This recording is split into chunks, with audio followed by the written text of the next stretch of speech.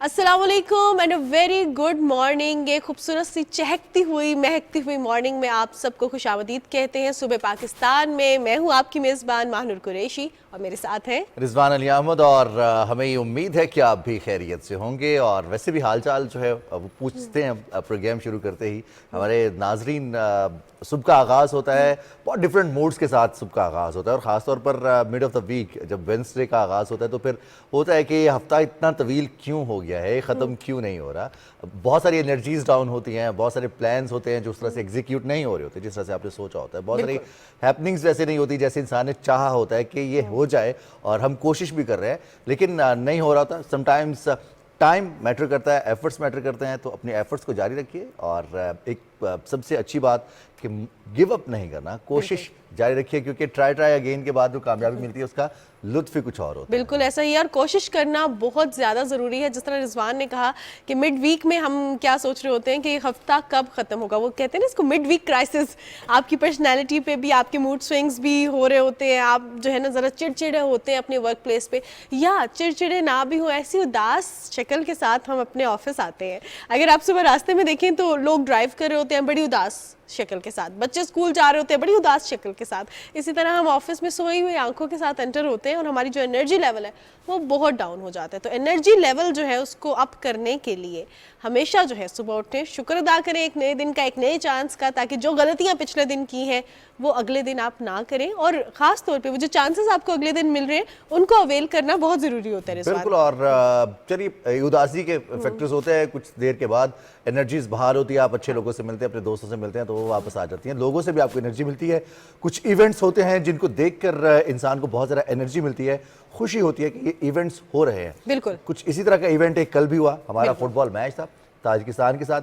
गो के पाकिस्तान वो मैच 6-1 से हार गया, लेकिन पाकिस्तान में फुटबॉल का इनेकाद पाकिस्तान में फीफा की जानिब से पाकिस्तान क्वालिफायर वर्ल्ड कप 2026 के लिए जो मैचेस खेले, सऊदी अरब के खिलाफ मैच खेला पाकिस्तान ने, अब पाकिस्तान ने मैच खेला कल ताजिकिस्तान के खिलाफ, जिना स्टेडियम में ये मैच खेला गया। तो इसमें पाकिस्तान के ग्राउंड्स में फुटबॉल होना और इंटरनेशनल लेवल का ये मैच होना, पाकिस्तान की परफॉर्मेंस, और फिर जैसे मानूर आप कह रही थी कि शायकीन की बड़ी तादाद जिना स्टेडियम में मौजूद थी और उन्होंने पाकिस्तानी प्लेयर्स को मैदान में खेलते हुए देखा। बहुत सारे ऐसे लोग हैं जिन्हें कल ये पहली बार मालूम हुआ या फिर गुज़िश्ता हफ्ते जब सऊदी अरब के खिलाफ हमारा मैच था कि पाकिस्तान की इंटरनेशनल टीम है, फुटबॉल की टीम है, और हम फीफा के रुकन भी हैं और हम क्वालिफायर खेल रहे हैं वर्ल्ड कप 2026 के लिए। बिल्कुल जनाब। और अगर आप देखें तो क्राउड में सिर्फ जो है वो नौजवान नहीं थे बल्कि बच्चे भी थे। बच्चे भी बहुत एक्साइटेड थे क्योंकि हम इंटरनेशनली फॉलो तो कर रहे हैं फुटबॉल को, लेकिन हमारे अपने हीरोज़ हमारे मुल्क में मौजूद हैं,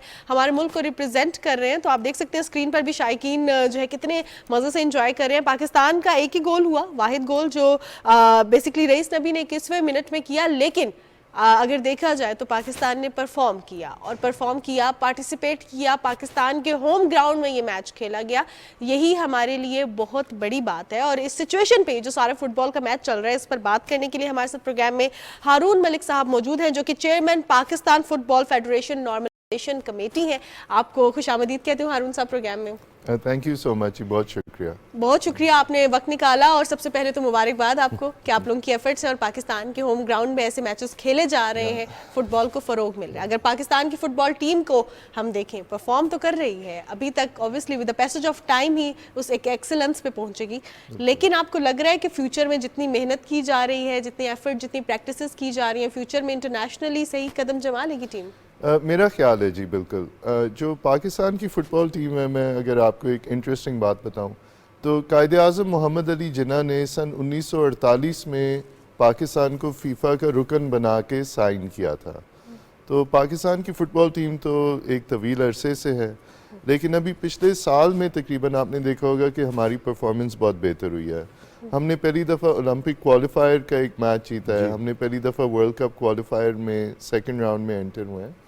तो मुझे उम्मीद है कि हमारे जो प्लेयर्स हैं, हमारे पास जो टैलेंट है, जो यूथ है, उसमें बहुत पोटेंशियल है, और अगर हम उन्हें मौके दें तो वो इस गेम को बहुत आगे लेके जा सकते हैं। बिल्कुल बिल्कुल। अगर हम मलिक साहब देखते हैं कि बहुत सारी हर्डल्स रहती हैं टीम के लिए, प्लेयर्स के लिए, ग्रास रूट लेवल से ऊपर आने के लिए। जो सबसे पहली और सबसे बड़ी हर्डल है वो इन स्पोर्ट्स को कवरेज ना मिलना है, या फिर जिस तरह से क्रिकेट के हीरोज बन जाते हैं, अंडर 19 से हीरो सामने आ जाते हैं, अंडर 16 अगर कहीं टूर्नामेंट होता है तो बाबर आजम वहीं से पिक हो जाता है कि ये फ्यूचर स्टार है। फुटबॉल के लिए, हॉकी के लिए हमारा रुझान उस तरह से नहीं है, ग्रास रूट लेवल पर उस तरह से काम नहीं होता, प्रोजेक्शन उस तरह से नहीं होती। कहाँ पर हमें ज़रा रुकावटें फील होती हैं? जी मेरा ये ख्याल है कि मीडिया और स्पोर्ट्स एक बिल्कुल उनका बहुत ज़्यादा जोड़गांठ होता है और वो इकट्ठे ही आगे भी बढ़ते हैं। बट मीडिया को उसको प्रोजेक्ट करने के लिए स्पोर्ट्स पे कोई एक्टिविटी भी होनी चाहिए, कुछ एक्शन भी होना चाहिए। मैं बाकी स्पोर्ट्स के हवाले से तो नहीं, बट फुटबॉल के हवाले से ये ज़रूर कहूँगा कि हमारा एक बहुत डार्क पीरियड गुजरा है जिसमें फ़ुटबॉल नहीं हुई जी। एंड अब माशाल्लाह दोबारा स्पोर्ट शुरू हुई है। अब देखें पिछले 1.5 साल में हमने 36 इंटरनेशनल मैचेस खेले हैं एंड स्लोली मीडिया ने उसको पिक करना शुरू किया है और हमारी व्यूअरशिप 10,000 से बढ़ के अब कोई 3.5-4 मिलियन पे चली गई है। ज़बरदस्त। सो आई थिंक माशाल्लाह प्रोग्रेशन हो रही है, लेकिन इसी तरह मेहनत के साथ हम करते रहेंगे तो आगे बहुत बेहतर हो जाएगा। सही। अच्छा, जिस तरह हारून साहब आपने कहा कि पिछले 1.5 साल में 36 मैचेस इंटरनेशनल लेवल पे खेले हैं, डार्क पीरियड भी गुजरा है। अब ये जिम्मेदारी सिर्फ फुटबॉल टीम की नहीं है, मीडिया की भी है। हमने भी इसको ऑनर किया, आपने देखा सोशल मीडिया पे भी इसकी बहुत हाइप क्रिएट की जा रही थी। सो बेसिकली अवाम देखती तो है, फॉलो तो कर रही है इंटरनेशनल लेवल पे, लेकिन आपको क्या लग रहा है जो हमारे स्कूल कॉलेजेस हैं इस पे भी जब स्पोर्ट्स वीक होता है तो मोस्टली जो है वो हम क्रिकेट को फ़रोग दे रहे होते हैं, या हम जो है अपने जो लोकल फेडरेशंस या लोकल जो इवन ऑर्गेनाइजेशंस की भी जो टीम होती हैं वो भी टीम ज़्यादातर क्रिकेट की तरफ है, they are not too much into football. Reason क्या है? नॉलेज नहीं है क्या? ये लगता है कि इसकी प्रैक्टिस करना मुश्किल है, लोगों को इस गेम का इतना आइडिया नहीं है, क्या रीज़न है? क्योंकि क्रिकेट तो हम गली मोहल्ले में कहीं भी, बचपन में अपने गैरेज में खेलना शुरू कर देते हैं, तो फुटबॉल के हवाले से क्या कहेंगे? ऐसा ही है। आई थिंक क्रिकेट पाकिस्तान में बहुत मकबूल है और वो हमारी इंटरनेशनल परफॉर्मेंस में नज़र भी आता है। जहाँ तक फ़ुटबॉल का ताल्लुक है, मैं समझता हूँ फ़ुटबॉल भी एक बहुत मकबूल स्पोर्ट है पाकिस्तान में। जो चैलेंज है वो यूथ को एवेन्यूज़ प्रोवाइड करना है कि इसमें आपका फ्यूचर बनेगा या आप क्या करेंगे, कैसे आगे बढ़ेंगे। और उसके लिए ये जो इंटरनेशनल टीम्स का दोबारा एक्टिव होना, लीग का होना, ग्रास रूट पे डेवलपमेंट होना, एकेडमीज़ को फ़रोग देना, ये बहुत ज़रूरी है। और अब इन चीज़ों पे हमने काम शुरू किया हुआ है पिछले 1-1.5 साल से, लेकिन एक प्रोसेस है, 5-7 साल लगते हैं। तो मुझे उम्मीद है कि हम फ्यूचर में स्टार्स भी देखेंगे और बहुत सारा फुटबॉल भी हमें नज़र आएगा। तो मलिक साहब, एक जैसे ही हमने अपने नाजरीन को आपका तारुफ करवाया और बताया कि अब आज हमारे मेहमान हैं फीफा नॉर्मलाइजेशन कमेटी, हम फीफा के रुकन रहे हैं, फीफा की नुमाइंदगी पाकिस्तान में मौजूद है, एक्स प्लेयर्स पाकिस्तान आते रहे हैं, पाकिस्तान के प्लेयर्स बाहर जाते रहे हैं। नॉर्मलाइजेशन कमेटी, ये टर्म यूज़ क्यों होना शुरू हुई है?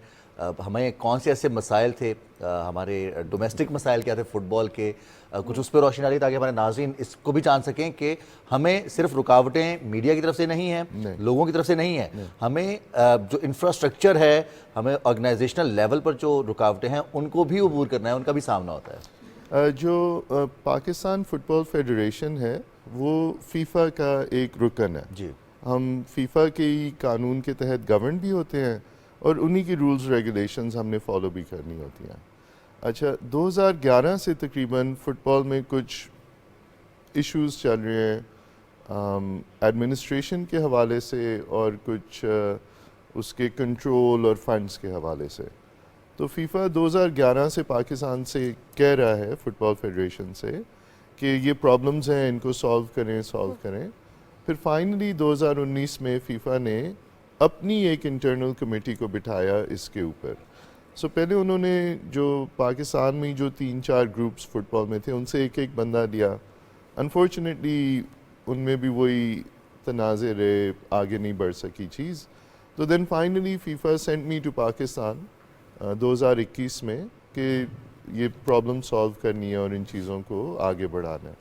तो आपने देखा होगा फिर फाइनली हमने बैन लिफ्ट करवाया पिछले साल 2022 में, एंड जुलाई 2022 से अभी तक अगर आप देखें सो उससे आपको ये अंदाज़ा होता है कि पाकिस्तान में पोटेंशियल कितना ज़्यादा है, हमारे लोग टैलेंटेड कितने हैं, उनमें फ़ाइटिंग का स्पिरिट कितना है।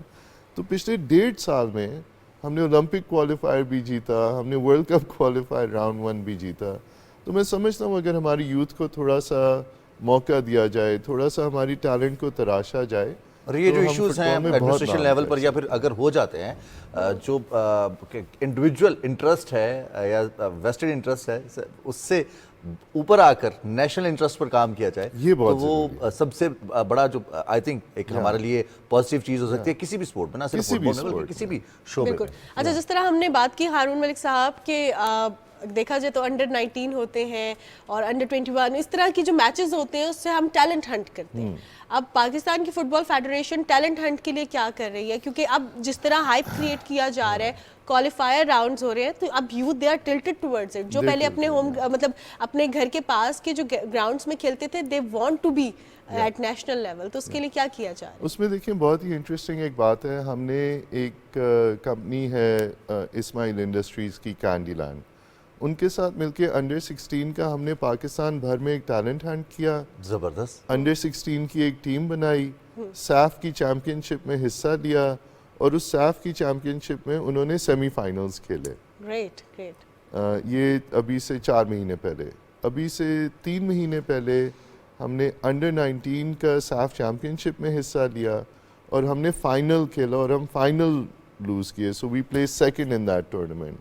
Again a matter of great pride for Pakistan. And इसी तरह अगर आप हमारी वुमेन्स टीम को देखें तो हाल ही में सऊदी अरेबिया में हमने एक 4 नेशन टूर्नामेंट खेला जिसमें हम सेकंड आए। So there is a lot of progress माशाल्लाह। तो ये यूथ टीम्स का होना बहुत ज़रूरी है, बिकॉज यही एक्सपीरियंस लेके फिर वो मेन सीनियर टीम में आते हैं। सो बिल्कुल आप तो दुनिया में तो मलिक साहब हम देख रहे हैं स्पॉन्सर्स फुटबॉल के पीछे पीछे, फुटबॉलर्स के पीछे पीछे होते हैं, क्लब्स के पीछे पीछे होते हैं। तो हमारी फेडरेशन इंटरनेशनली ख़ासतौर पर जो हमारे दोस्त ममालिक हैं जिनसे हम फ्रेंडली मैचेस भी खेलते रहे हैं, उनके साथ कोलैबोरेशंस के हवाले से अगर ख़ासतौर पर हम सऊदी अरब से बात करें, सऊदी अरब के हवाले से, तो पाकिस्तान फुटबॉल फेडरेशन और सऊदी अरब के दरमियान कुछ खबरें हैं कि हम आगे बढ़ रहे हैं मिलकर, कुछ पाकिस्तान में फ़ुटबॉल की बेहतरी के लिए कुछ कर रहे हैं। या माशाल्लाह। सो हमारे लिए ये बहुत खुशकिस्मती की बात है कि हमने सऊदी अरेबिया फ़ुटबॉल फेडरेशन के साथ एक MOU साइन किया है, एक मेमोरेंडम ऑफ अंडरस्टैंडिंग। अच्छा, ये वैसे अभी तक बात नहीं हुई थी तो एनीवे उस मेमोरेंडम ऑफ अंडरस्टैंडिंग में बहुत सारी चीज़ें हैं। सो उसमें नेशनल टीम की भी सपोर्ट है, यूथ डेवलपमेंट की है, कोचेस की है, इंफ्रास्ट्रक्चर की है, सॉफ्टवेयर की है और हमारे रेफरिंग के शोबे की भी सपोर्ट उसमें मौजूद है। इसके साथ साथ वो हमें कमर्शियल स्पॉन्सरशिप वगैरह के हवाले से भी उन्होंने बात की है। तो वो पाकिस्तान के फ़ुटबॉल के लिए एक बहुत ही तारीखी गेम चेंजर है ये तो पाकिस्तान के लिए। बहुत बड़ा, बहुत ज़्यादा। एंड अभी आप देखिएगा दिसंबर के महीने में हमारे रेफरीज जा रहे हैं, वो पहली दफ़ा वीडियो असिस्टेड रेफरिंग के कोर्सेज करेंगे। जनवरी में हमारी mains national team Saudi Arabia में होगी, वो कैंप्स करी होगी, इंटरनेशनल टीम से खेलेंगे। सो एक बहुत बड़ा MOU है, बहुत मोमेंटस ओकेजन है पाकिस्तान फुटबॉल के लिए। बिल्कुल। अच्छा हारून साहब, जिस तरह MOUs भी साइन हो रही हैं, हम कोलैबोरेशंस भी कर रहे हैं मुख्तलिफ ममालिक के साथ और वो भी आगे बढ़ना चाह रहे हैं फुटबॉल में, हम भी अपने इंफ्रास्ट्रक्चर की डेवलपमेंट खास तौर पे चाह रहे हैं, हम फुटबॉल को एक प्रॉपरली एक सिस्टमेटिक वे में आगे लेके चलना चाह रहे हैं। व्हाट डू यू थिंक, क्योंकि आप नॉर्मलाइजेशन कमेटी के चेयरपर्सन हैं, सो आपको क्या लगता है कि ये जो फुटबॉल डिप्लोमेसी है, ये जो सॉफ्टवेयर इमेज पाकिस्तान का जाएगा इस करंट सिचुएशन में जहाँ पे महंगाई भी है, बहुत से इश्यूज भी हैं, यूथ को बहुत से प्रॉब्लम्स है, ब्रेन ड्रेन है पाकिस्तान से इतना ज़्यादा, इससे पाकिस्तान का इमेज कितना पॉजिटिव जो है पूरी दुनिया में दिखाई देगा? मेरा ख्याल है 2 इसमें बहुत इंपॉर्टेंट बातें आपने टच की हैं। एक तो ये कि जो यूथ है, जो महंगाई है, जो पॉवर्टी है, जो एलिविएशन है, देखिए मैं शुरू से कहता आ रहा हूँ कि हर कोई डॉक्टर इंजीनियर बन के अपनी ज़िंदगी नहीं बदल सकता। कुछ लोगों ने उसको क्रिकेट से भी बदलना है और कुछ लोगों ने उसको फुटबॉल से भी बदलना है। बिल्कुल। तो ये फुटबॉल को अगर हम एक इकोसिस्टम लेके चलें, we think about it as a business, because ये दुनिया का सबसे बड़े बिजनेसेस में से एक है, तो आप सोचें हमारी यूथ के लिए, हमारी कौम के लिए ये कितना बेहतर हो सकता है। नंबर 1। नंबर 2, आप देखें जब पाकिस्तान ने वर्ल्ड कप क्वालिफायर का विन किया तो मुझे लिटरली पूरी दुनिया से मैसेजेस आए क्योंकि उनकी न्यूज़ में रिपोर्ट हुआ कि पाकिस्तान ने अपना first ever world cup qualifier जीता और है। ये अपसेट भी था दुनिया के लिए। अपसेट था एक दुनिया के लिए। और फिर मैं एक कांग्रेस में गया हुआ था इंटरनेशनली, तो at least 70 countries came up and congratulated Pakistan. तो शायद डोमेस्टिकली क्योंकि फुटबॉल बिग नहीं है, हमें उसका इम्पैक्ट नहीं पता चलता, but globally football is huge. It's huge. तो अ स्मॉल एक्शन जो फुटबॉल में हम लेते हैं उसका इम्पैक्ट ग्लोबल होता है, much more so than any other sport you can imagine. So ये बिल्कुल आपने सही कहा।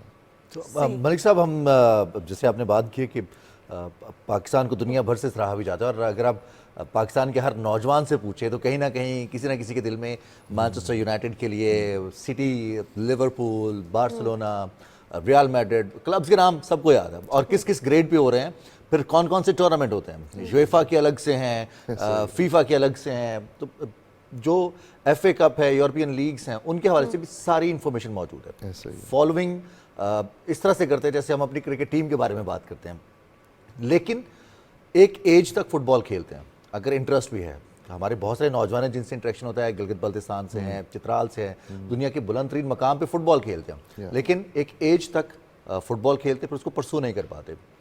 हम जैसे आपने बिल्कुल शुरू में कहा था, और फिर बात कर रहे थे कि लियारी में ज़्यादातर बात होती है जी कि लियारी में फ़ुटबॉल बहुत खेला जाता है, वहाँ पर बहुत ज़्यादा लोग फैंस मौजूद हैं, लेकिन बलूचिस्तान चले जाएँ आप या पंजाब में ग्राउंड्स मौजूद हैं, स्कूल्स में पोल्स लगे हुए हैं, नेट नहीं है कोई बात नहीं, लेकिन पोल्स हैं। अगर पोल्स नहीं भी हैं तो भी वो गोल के लिए 2 निशान रखे होते हैं। रिसोर्सेज कम है बेसिकली। इस हद तक प्यार किया जाता है इस गेम से। तो एक हर्डल है कि जहाँ स्कूल, कॉलेजेस के, inter colleges, inter universities games होती हैं, तो फीफा इन गेम्स में या पाकिस्तान फुटबॉल फेडरेशन इन गेम्स में इन्वॉल्वमेंट के साथ प्लेयर्स को पिक एंड चूज़ करे, वो ज़्यादा बेहतर होगा पाकिस्तान फुटबॉल के लिए। प्लेयर्स को भी पता होगा कि अगर हम परफॉर्म कर रहे हैं, चाहे यूनिवर्सिटी कॉलेज लेवल पे परफॉर्म कर रहे हैं, तो हमारे लिए चांस है कि हम आगे निकल सकते हैं। बिल्कुल ऐसा ही है।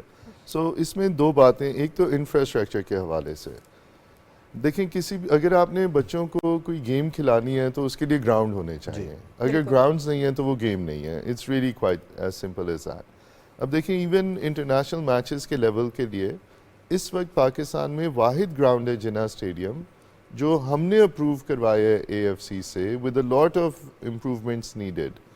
तो लाहौर में नहीं है, कराची में नहीं है। मैं अभी पीपल्स स्टेडियम गया, पीपल्स स्टेडियम वाला ग्राउंड वे रिक्वेस्टिंग के प्रिपेयर करा दो ताकि हम वहाँ पे भी इंटरनेशनल फुटबॉल को लेके जा सकें। इसका जो सबसे मैं आपको इम्पैक्ट बता सकता हूँ, नेक्स्ट मैचेस हमारे मार्च में है। अगर वो रमज़ान है और हमारे पास लाइट्स नहीं है ग्राउंड्स में, तो मैचेस पाकिस्तान में नहीं हो सकते। जून 6 को हमारा सऊदी अरेबिया से मैच है, होम गेम। अगर ग्राउंड में लाइट्स नहीं है तो दोपहर के 2 बजे जून की गर्मी में ना हम मैच खिला सकते हैं, ना हम स्पेक्टेटर से कह सकते हैं कि 2 घंटे धूप में आके स्टेडियम में बैठो। बिल्कुल बिल्कुल। तो इंफ्रास्ट्रक्चर एक मेजर इशू है। जहाँ तक तो यूथ को खेलना यूनिवर्सिटीज़, कॉलेजेस में, मैं एग्री करता हूँ। शायद मेरी फीलिंग है कि क्रिकेट से भी ज़्यादा मकबूल है स्कूल्स, कॉलेजेस में फुटबॉल। लेकिन आप बिल्कुल सही कह रहे हैं कि एक एज के बाद आके जब आपने प्रोफेशनली डिसाइड करना होता है, तो अगर आप अच्छे एथलीट हैं आप क्रिकेट में जाएंगे, because financial resources, career, future आपको उसमें फेम आपको उसमें नज़र आती है, और यही हमें फुटबॉल में क्रिएट करना ज़रूरी है। बिल्कुल। अच्छा हारून साहब, अगर हम पाकिस्तान की परफॉर्मेंस देखें अभी क्वालिफायर राउंड में, तो सऊदी अरब के साथ परफॉर्मेंस थी, उससे बेहतर परफॉर्मेंस ताजिकिस्तान के साथ हमने कल के मैच में देखी। एक गोल था, वाहिद गोल था। अब जो हमारा अगला मैच है और वो उर्दन के साथ है 21 मार्च को। अब इसमें हमारे पास काफ़ी टाइम है, देखा जाए तो ट्रेनिंग से या किस चीज़ पे अब ज़्यादा फोकस किया जा रहा है पुरानी परफॉर्मेंस को मद्देनज़र रखते हुए, ताकि अगले मैच में पाकिस्तान और अच्छे से परफॉर्म कर सके? देखें, जो फुटबॉल है वो एक बहुत मकबूल खेल है। वो दुनिया में 211 ममालिक खेलते हैं। 211 ममालिक फीफा के मेंबर्स हैं। सो एक कम्पिटिटिव स्पोर्ट है। हमारा डिफरेंस ताजिकिस्तान के साथ है, हम 193 हैं, ताजिकिस्तान 110 है, उर्दन 82 है, 82। तो वो जो क्वालिटेटिव डिफरेंस है स्पोर्ट का वो बहुत ज़्यादा होता है। अब जैसे मैं आपको एक छोटी सी एग्जांपल देता हूँ, जापान फुटबॉल एसोसिएशन है, जी। उनका वर्ल्ड कप का प्लान है 50 साल, 2050 में वो कह रहे हैं हम करेंगे, और ये एक्शंस करेंगे तो हम 2050 में वहाँ पहुँचेंगे। तो फुटबॉल की लाइफ में 3-4 महीने, 6 महीने, साल एक बहुत ही माइनर टाइम होता है, उसमें इतना मैसिव चेंज नहीं आता। बट जो एक साल में हमने परफॉर्मेंस में इम्प्रूवमेंट देखी है, हम उसी तरह इंशाल्लाह ताला बेहतर से बेहतर परफॉर्म करते रहेंगे। बिल्कुल। तो हारून मलिक साहब, एक चीज़ होती है, जैसे हम बात कर रहे हैं कि फुटबॉल फेडरेशन है या फिर पाकिस्तान स्पोर्ट्स बोर्ड है जिसके अंडर स्पोर्ट्स आती हैं, फीफा है या फिर आईसीसी है या फिर इंटरनेशनल हॉकी फेडरेशन है। ये फेडरेशन हैं जो कि डायरेक्ट उस स्पोर्ट को किसी भी मुल्क में डायरेक्टली वो उसको असिस्ट कर रही होती है, देख रही होती है। लेकिन हमारे यहाँ ये तासुर जाता है जी कि शायद जो फुटबॉल खेल रहे हैं पाकिस्तान फुटबॉल फेडरेशन, उनको परवाह ही नहीं है कि क्रिकेट में क्या हो रहा है, हॉकी में क्या हो रहा है, या बाकी एथलेटिक्स उसमें क्या हो रहा है। ये तासुर कितना गलत है? स्पोर्ट एक ऐसी चीज़ है जो कि आपको ताउन करना सिखाती है, मदद करना सिखाती है, स्पोर्ट्समैन स्पिरिट देती है। पाकिस्तान फुटबॉल फेडरेशन ना सिर्फ फुटबॉल के लिए बल्कि बाकी जो हमारे एथलीट्स हैं उनकी बेहतरी के लिए क्या इकदाम कर रही है, कैसे कौन कौन से चैनल्स हैं जिनके ज़रिए ताउन कर रही है? देखें, जो जहाँ तक तो पाकिस्तान फुटबॉल फेडरेशन का ताल्लुक है, मैं आपसे बहुत ही अफसोस के साथ इस बात से एग्री करता हूँ कि काफ़ी अर्सा हमने प्लेयर को ध्यान नहीं दिया, एंड यही वजह है कि हमारा फुटबॉल जो है ख़राब होता चला गया। बट अब ऑफ कोर्स हम दोबारा से हमने फोकस किया है, सो अब हम प्लेयर को हर फैसिलिटी देते हैं, हर किस्म की सपोर्ट देते हैं। देखिए, हर स्पोर्ट जो है ना वो हमारी नेशनल प्राइड है। क्रिकेट हम जीतें हम हारें, हम सारों के वही जज्बात होते हैं। एथलेटिक्स हम जीतें हारें, हम सारों के वही जज्बात होते हैं। एज अ फेडरेशन जो एक चीज़ हम फोकस कर रहे हैं तमाम शोबे के लिए, वो पाकिस्तान में स्पोर्ट्स मेडिसिन की नॉलेज में हमने एक लीडरशिप रोल लिया हुआ है।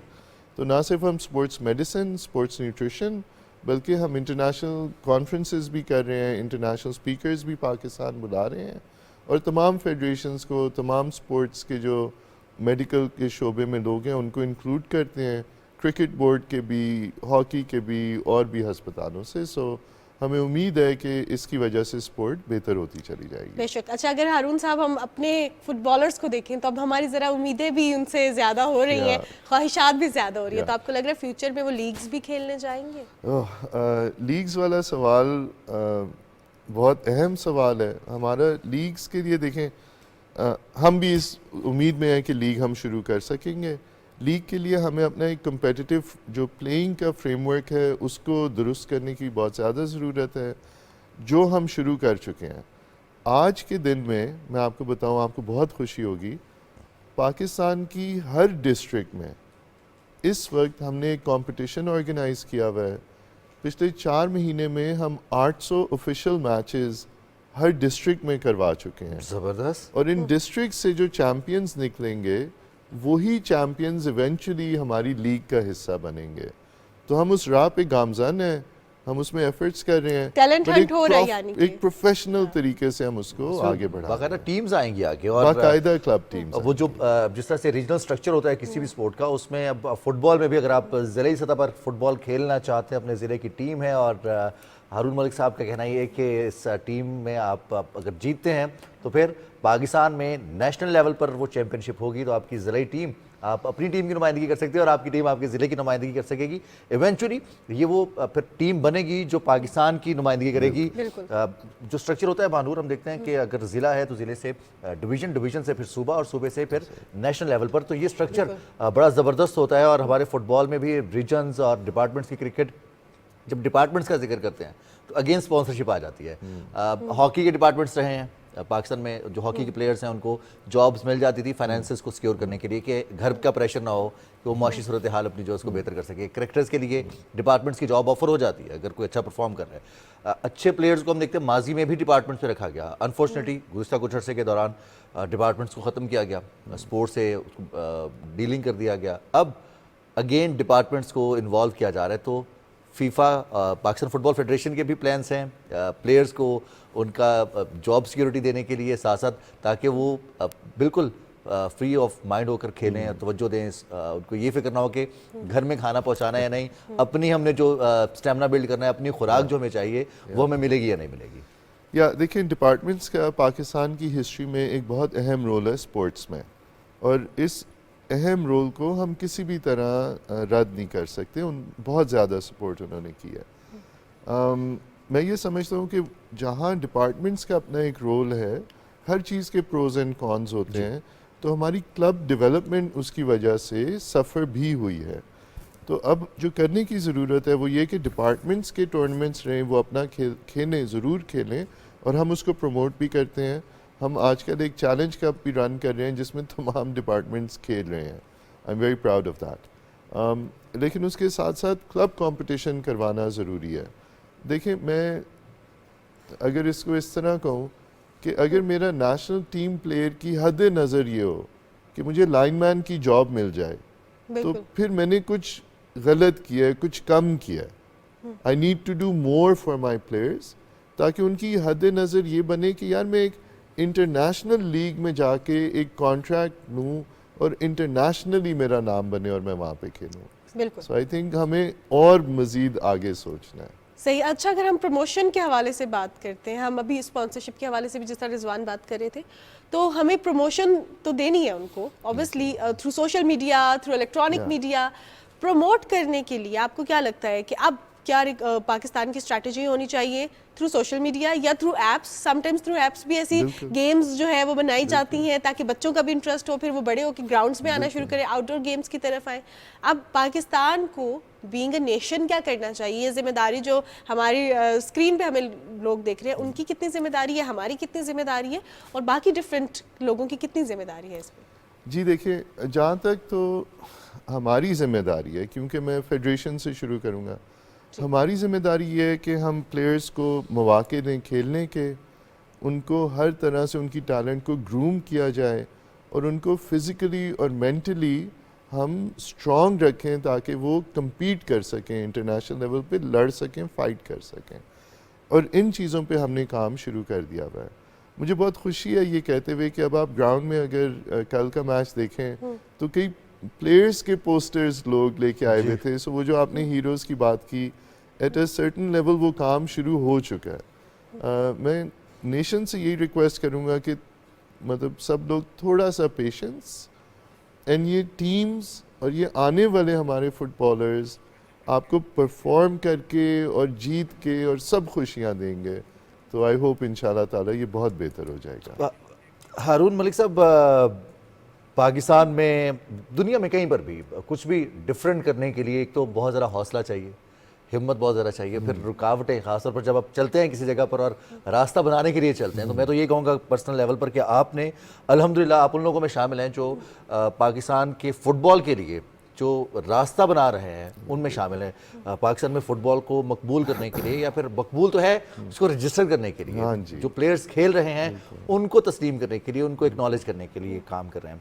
तो हमें अब बतौर पाकिस्तान फुटबॉल फेडरेशन बहुत सारी रुकावटों का भी सामना होगा। तो आपसे, जहाँ हम बहुत सारे पैगाम देते हैं, हमें आपसे एक प्रॉमिस लेना है अपने नाजरीन के सामने, नाजरीन के लिए भी और फुटबॉलर्स के लिए भी, कि रुकावटें जितनी भी हों, मसाइल जितने भी हों, ये काम इसी मेहनत से, इसी एनर्जी से जारी रहेगा इंशाल्लाह ताला। आई एम वेरी ग्रेटफुल, बहुत शुक्रिया आपका, and thank you so much, आपने इतना प्यार भरा पैगाम दिया। Thank you very so much Haroon sahab, और एक बार फिर आपको मुबारकबाद पेश करते हैं आपकी एफर्ट्स के लिए, for the football team, for the footballers and for the Pakistani obviously cricketers के साथ बात करते हैं फुटबॉलर्स की थी, तो उनके लिए भी बहुत ज़्यादा जो है ना ये ज़रूरी होता है कि उनको भी उसी तरह प्रमोट किया जाए। बिकॉज रिजवान, हम भी पहले क्रिकेट की बात करते रहे, फिर हम फुटबॉल की बात करें, पाकिस्तान में जो भी स्पोर्ट्स खेला जाएगा हम उसको प्रमोट करेंगे, हॉकी की बात भी करेंगे, और आपको बताएंगे कि अंडर 19 एशिया कप खेला जा रहा है, तो उस हवाले से भी खबरें हमारे पास होंगी। लेकिन फिलहाल खबर है हमारे पास सियासत की, और सियासत में 8 फरवरी की तारीख है, और इस तारीख के बाद, इस तारीख से पहले के लिए तमाम सियासी जमातों को अपनी अपनी तैयारी करनी है, और अब तैयारी के लिए बयानबाजी भी हो रही है, मुलाकातें भी हो रही हैं, जोड़ तोड़ हो रहा है, सियासी टेम्परेचर किसी दिन ऊपर जाता है और किसी दिन टेम्परेचर नीचे आ जाता है। न सिर्फ पाकिस्तान पीपल्स पार्टी की जानिब से जो बयान सामने आ रहे हैं, कल बड़ी ज़बरदस्त बात की बिलावल भुट्टो जरदारी ने कि हमें वो जो तकसीम की सियासत है उसको फ़रोग नहीं देना, हम उसके खिलाफ हैं, हमें मिलजुल कर आगे बढ़ना है और पाकिस्तान की तरक्की के लिए सबका एक जो मतम नज़र है वो सबका एक ही है कि हमने लोगों को बेहतर करना है, लोगों का मेयार ज़िंदगी बेहतर करना है और पाकिस्तान की मुआशी मुश्किलात, जो सिक्योरिटी के मसाइल हैं उनको हल करना है। तो पाकिस्तान के तमाम लोगों को डायरेक्शन तो एक ही है। बिल्कुल जनाब। और बिलावल भुट्टो जरदारी ने यह भी कहा कि मैं भुट्टो का नवासा हूँ, शहीद बेनज़ीर भुट्टो का बेटा हूँ, तो हमारी जो जंग है वो महंगाई और गुर्बत के अगेंस्ट है। अगर हम बात करें पाकिस्तान मुस्लिम लीग नून की, तो साबिक वज़ीर आज़म नवाज शरीफ ने जमीयत उलमा इस्लाम के सरबराह मौलाना फजलुर रहमान से मुलाकात की है और इस्लामाबाद उनकी रिहाइश गाह पर पहुंचे, जहां पर उनके साथ मरियम नवाज, शहबाज शरीफ, मरियम औरंगजेब और इसहाक डार भी उनके साथ थे। और इसके अलावा अगर बात की जाए तो अब ये जो दो पार्टीज़ हैं, पाकिस्तान मुस्लिम लीग नून और पीपल्स पार्टी जो है, ये आमने सामने जो है नज़र आ रही हैं। और मौलाना फजलुर रहमान ने कहा है कि हमने तय किया है कि आइंदा भी मुस्तकबिल में मिलकर चलना चाहेंगे, इंतखाबी मराहिल को भी बाहमी मुफाहमत और एडजस्टमेंट के साथ बढ़ाएंगे। बाहमी मुफाहमत और एडजस्टमेंट, इस हवाले से उन्होंने बात कल साबिक वज़ीर आज़म और मुस्लिम लीग नून के कायद मोहम्मद नवाज शरीफ मौलाना फजलुर रहमान के घर गए और मुलाकात हुई। इससे कबल इंतखाबात की तारीख से कबल जो सियासी सूरत हाल थी उस पर बात हुई, इंतखाबात का ऐलान होने के बाद जो सियासी सूरत हाल बनी है उस पर भी बात हो रही है।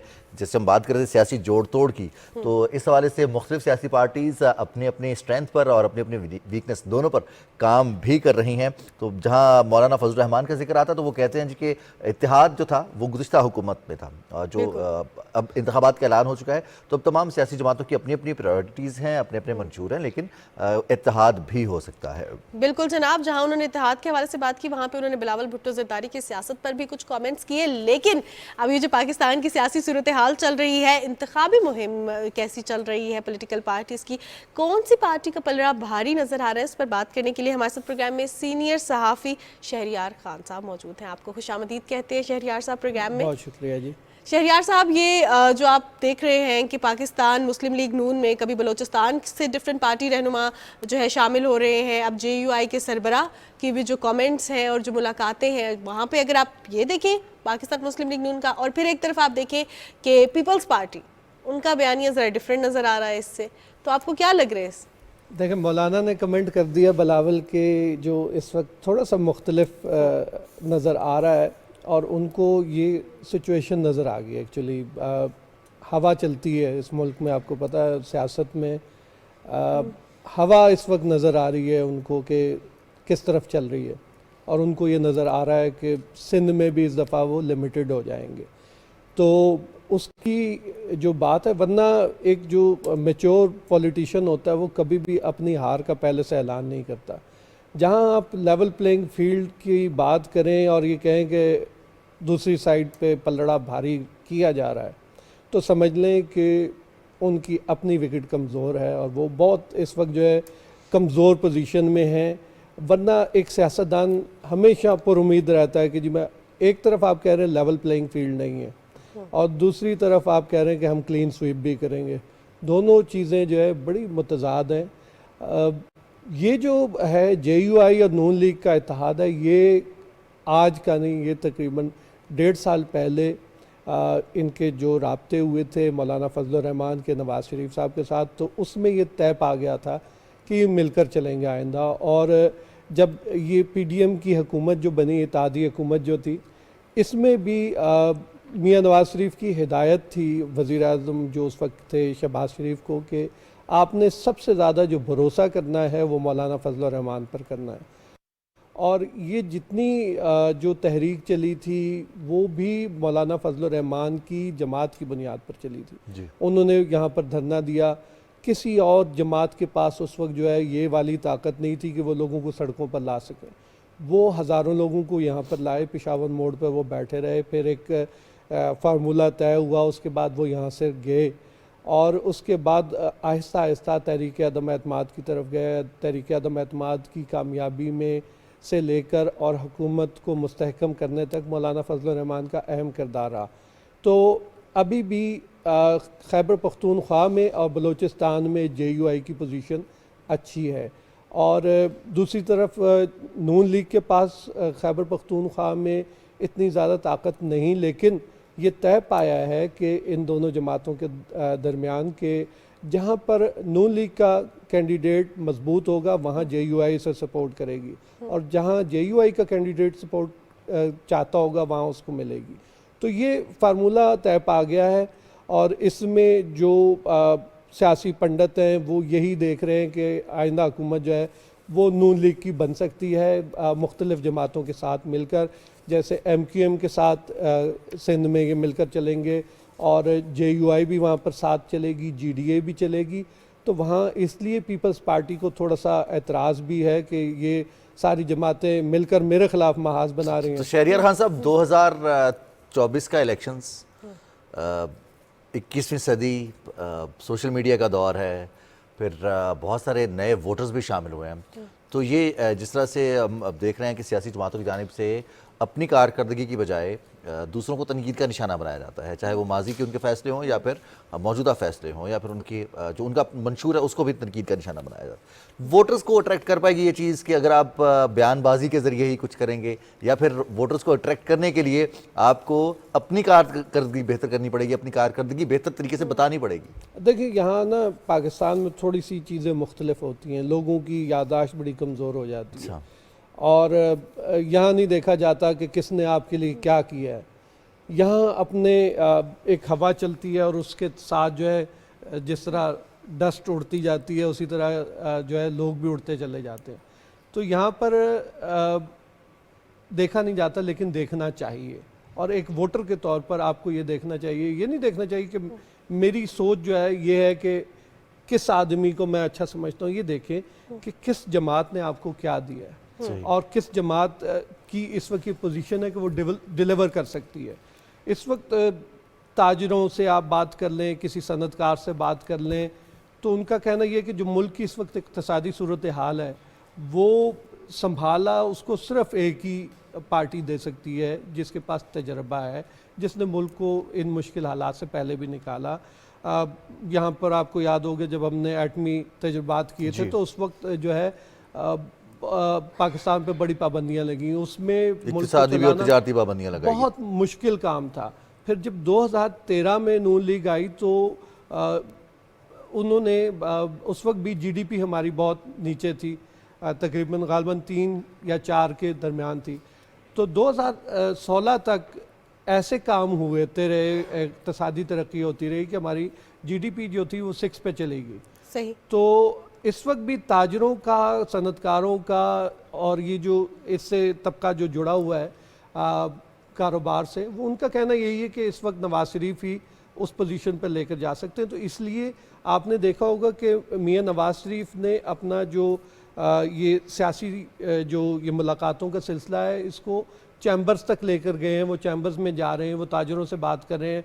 उससे पहले मरीम नवाज़ जो हैं, एहसन इकबाल, ये लोग जा रहे हैं ताजरों से बात करने के लिए, क्योंकि ये सारे मिलकर अगर काम नहीं करेंगे तो जाहिर है कि इक़्तिसादी सूरत हाल को बेहतर बनाना सिर्फ एक सियासी जमात का या एक लीडर का सिर्फ नहीं होता। सही सही। अच्छा शहरियार खान साहब, जिस तरह आपने कहा कि आवाम की थोड़ी सी यादाश्त भी कमज़ोर होती है और फिर ताजरों से मुलाकात, महंगाई बहुत बड़ा प्रॉब्लम है, लेकिन अगर chairman Peoples Party Bilawal Bhutto Zardari के कल के जो वर्कर्स कन्वेंशन के साथ खिताब था उसको देखा जाए तो उन्होंने कहा कि हमारा मुकाबला जो है वो महंगाई के साथ है, गुर्बत के साथ है, किसी जमात के साथ नहीं है। लेकिन वहाँ पे उन्होंने क्रिटिसाइज़ भी किया और सियासी जमातों को कि इनका कोई रुझान नहीं है इस तरफ, इसको ये हल नहीं करेंगे।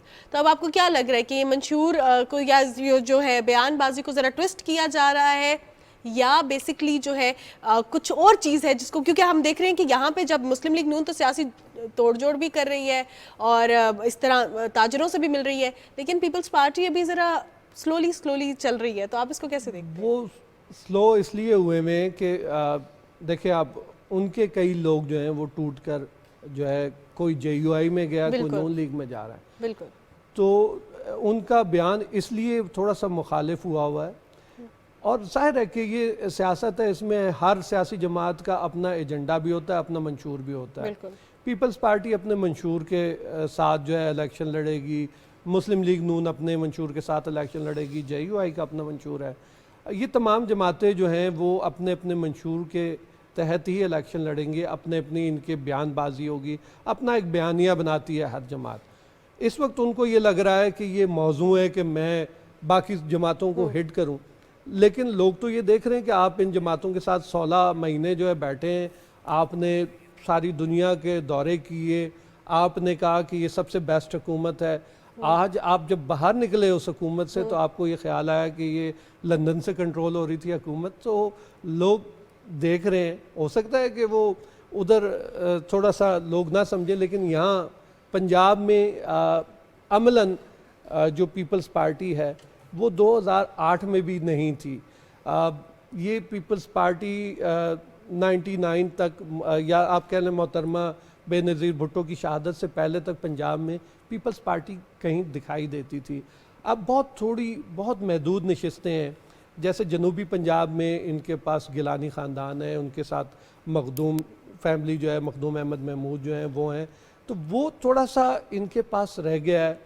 लेकिन अगर ये सियासी जोड़ तोड़ इसी तरह चलता रहा तो जो जिस तरह एक और अब जो जमात है जनूबी पंजाब की आपने बात की है, तो वहाँ पर जो सियासी माहौल रहा है या फिर सियासी ख़ानदान रहे हैं, अब हम देख रहे हैं कि आप गालिबन आप भी बात करने लगे थे इस्तेहकाम पाकिस्तान पार्टी की। इस्तेहकाम पाकिस्तान पार्टी की जानिब से जो सियासी हिकमत अमली है, बहुत बड़े बड़े जलसे नहीं उनकी जानिब से किए जा रहे, पावर शो नहीं किया जा रहा पॉलिटिकल, लेकिन सियासी मुलाकातें हैं। और जो माजी में बड़े सियासतदान बड़ा किरदार अदा कर चुके हैं, गुज़िश्ता दिनों साबिक़ वज़ीर आला मंजूर भुट्टो से मुलाकात की, फिर कदावर सियासी शख्सियात से मुलाकात के बाद वो शामिल हो रही हैं, फिर ग्रास रूट लेवल पर भी वो काम करें, कारकुनान को शामिल कर रहे हैं। वो कारकुनान जो किसी सियासी जमात से वाबस्ता थे और उससे मायूस हुए हैं, तो उनको एक दफ़ा फिर सियासी सर्कल में लेके आना वापस इस्तेहकाम पाकिस्तान पार्टी और पाकिस्तान के लिए सियासी मंजरनामे में कितना अहम और कितना टर्निंग पॉइंट हो सकता है? देखिए, जब भी कोई नई जमात बनती है कोई ना कोई मंशूर लेकर आती है, और यकीनन जहांगीर तरीन साहब भी, उन्होंने भी जब ये फ़ैसला किया, अलीम ख़ान समेत जितने उनके दोस्त थे जो दूसरी जमातों से यहाँ पर आए, वो कुछ सोच कर आए हैं, यहाँ पर थोड़ा सा तब्दीली चाहते हैं, लेकिन सिर्फ तब्दीली जो है वो नाम की नहीं होनी चाहिए। हमने भुगता है इसको तब्दीली को, और हमने देखा है कि जिसका कोई तजर्बा नहीं था, किसी कह लें कि यूनियन काउंसिल का चेयरमैन जो नहीं बना था, उसको लाकर आप बिठा देंगे तो आप देख लेंगे कि उसका कोई हाल नहीं होता। हुकूमत का 3.5 पौने 4 साल जो है कर्ब में गुजरे कि तारीख़ का सबसे बड़ा कर्जा भी ले लिया, इस मुल्क में कोई तरक्याती काम भी नहीं हुए, महंगाई भी अरूज पर गई। जहाँ सारी दुनिया में कोरोना में पेट्रोल सड़कों पर बहा रहे थे, मुफ्त दे रहे थे पेट्रोल, यहाँ पर उस वक्त भी 120 रुपये लीटर मिल रहा था। वो लोग आज जो है अगर महंगाई की बात करते हैं, उनके साथ जो लोग उस वक्त खड़े रहे और उसको कहते रहे, दिफा करते रहे उसका, आज वो अगर किसी दूसरी जमात में भी जाएंगे और वो करेंगे, उनको थोड़ा सा मुश्किल ज़रूर होगी वहाँ पर। ये सारे लोग जो वहाँ पर चले गए थे, एक जमात में पहुँचे हुए थे, अब दूसरी जमात में आ गए, लोग इसको भी अब अच्छा नहीं समझते कि जो बार बार जमातें तब्दील करके आ जाते हैं, कभी किसी जमात से कभी किसी जमात से आ जाते हैं। इस दफ़ा थोड़ा सा मुश्किल होगा इन लोगों को जाना, क्योंकि आपने खुद कहा सोशल मीडिया का दौर है, जो आपके पुराने क्लिप्स हैं ना वो आपको बड़ी तकलीफ़ देते हैं। बिल्कुल। कई लोग जो है वो कहते थे मैं कर्जा नहीं लूँगा, खुदकुशी कर लूँगा। वो लोग जो है तारीख का सबसे बड़ा कर्जा लेकर चले गए, उनको उनके क्लिप्स सुनाते थे तो वो लड़ते थे, उनसे सवाल पूछा जाता था तो लड़ते थे। तो अब थोड़ा सा मुख्तलिफ होगा, नून लीग उतरेगी या पीपल्स पार्टी उतरेगी, JUI उतरेगी, तो इनका एक देखिए इनका एक काम रहा है, ना माने कोई, लेकिन इन्होंने काम किए, इन्होंने मोटरवेज बनाई, इन्होंने ऑरेंज ट्रेन लाए, इन्होंने मेट्रो बनाई। पीपल्स पार्टी ने लोग कहते हैं, लेकिन थर जैसी जगह को उन्होंने आबाद किया, थर के कोयले से हम जो है फ़ायदा उठा रहे हैं, जॉब्स बहुत ज़्यादा क्रिएट की वहाँ पे। जॉब्स के साथ साथ आप अगर देखें तालीमी इदारे बहुत ज़्यादा सिंध में बने हैं और उनको दिखाते नहीं हम लोग जो है। तो पीपल्स पार्टी है, JUI है, नून लीग है, ये सारे के सारे जब जाएंगे तो ये अपनी कारकर्दगी भी लेकर जाएंगे साथ में। बिल्कुल। जो नए होंगे वो ठीक है, वो जाएंगे, वो ये अब कई लोग ऐसे हैं जो इख्तदार में भी रहकर अब कह रहे हैं कि अब हम करेंगे काम। तो कैसे करेंगे, जो पहले नहीं किया तो अब कैसे करेंगे अब आप काम? 3.5 साल मौका मिला जब आपके पास सारी ताकतें थी, आपने कुछ नहीं किया। तो अब क्या करेंगे अब आप? अच्छा शहरयार खान साहब, इस पर सियासतदानों से भी जब पूछा जाता है तो अक्सर औकात ये मौक़िफ़ अपनाते हैं कि हम किसी भी पार्टी के बैनर के अंडर हों, हमारा काम तो अवामी खिदमत है और हमारा जो है यही हम चाहते हैं और यही करना है चाहे पार्टी कोई भी हो। तो इसको भी वो इस तरह भी कवर अप करते हैं। देखिए कहते ज़रूर हैं, लेकिन जो इलेक्टेबल्स की सियासत है वो भी एक हकीकत है इस मुल्क में, क्योंकि यहाँ पर जो गाँव में देहात में जो लोग होते हैं उनका एक डेरा बना होता है। पुलिस में, थाने में किसी की वाकफियत होती है, लोगों को यही काम होता है। आपसे क्या काम होता है? एमएनए से आपने पैसे तो नहीं लेने, आपने उनसे यही काम कराना है कि मेरा अजीज़ जो है वो हवालात में बंद किया हुआ है, पुलिस वाले ने किसी केस के बगैर उसको छुड़वा दें, वो जाते हैं, वो छुड़वा के ले आते हैं। तो इस तरह के छोटे छोटे जो मामलात होते हैं लोगों के, वो उसी पे खुश हो जाते हैं। इलेक्टेबल्स एक हकीकत है, लेकिन जो लोग बार बार सियासी जमातें बदल कर, और जैसे बहुत सारे लोग हैं जो कई जमातों में वज़ीर भी रहे, कई हुकूमतों में वज़ीर हैं, लेकिन आज भी वो जो हैं वो कहते हैं कि जी आवाम की तरक्की नहीं हो सकी जी, तो फिर उसकी जिम्मेदारी किस पे आएगी? तो मुझ पे तो नहीं आ सकती, मैं तो। शहरयार साहब, ये तो फिर सियासी शऊर बढ़ा है वक्त के साथ, ख़ासतौर पर अगर आप देखें, अगर इलेक्टेबल्स की सियासत को या फिर अगर कुछ सियासी रहनुमा हर पार्टी को ट्राई कर रहे हैं, तो उनको अगर रेजिस्टेंस होती है तो ये लोगों की जानिब से सियासी शऊर का मुजाहरा है। तो ये कितना ज़रूरी है और ये वक्त के साथ पाकिस्तान के लिए खुशाइन चीज़ है। फिर जैसे आपने कहा लोगों की जिम्मेदारी है, तो अब इस निज़ाम को अगर बेहतर करना है और इलेक्टेबल्स की सियासत को, या फिर अपने हकीकी नुमाइंदे अगर सामने आए, तो इसमें भी वोट काउंट कितना इंपॉर्टेंट होगा और लोग जो है उन्हीं के वोट की ताकत से लोगों को ये रियलाइज़ करवाना पड़ेगा। देखिए, एक तो ये है कि लोग वोट डालने के लिए नहीं आते। सबसे पहले तो लोगों को ये शऊर देना है कि आप वोट डालने के लिए ज़रूर जाएं। वो कहते हैं जी हो जाएगा, जड़ा बनना बन जाएगा। हाँ। वो इस चक्कर में जो है वो कोई भी बन जाता है वहाँ से। दूसरी चीज़ ये है कि जिस तरह लोगों को आप कह लें कि ये बताने की ज़रूरत है कि शऊर ये नहीं है कि अगर किसी ने कहा है कि ये चोर है तो आप उसको चोर मान के आप उसके पीछे भागते रहें कि जी ये चोर है, ये चोर है। देखें सही कि चोर कौन है। जो सबसे ज़्यादा शोर मचाता है चोर का, चोर वही निकलता है सबसे पहले। तो जो इस मुल्क में ये चोर, डाकू, लुटेरे की आवाज़ें लगाता रहा शख्स, आज उसकी जब चोरियां जो है वो नज़र आ रही हैं लोगों को कि भाई चोरियां सबसे ज़्यादा तो वो करके चला गया।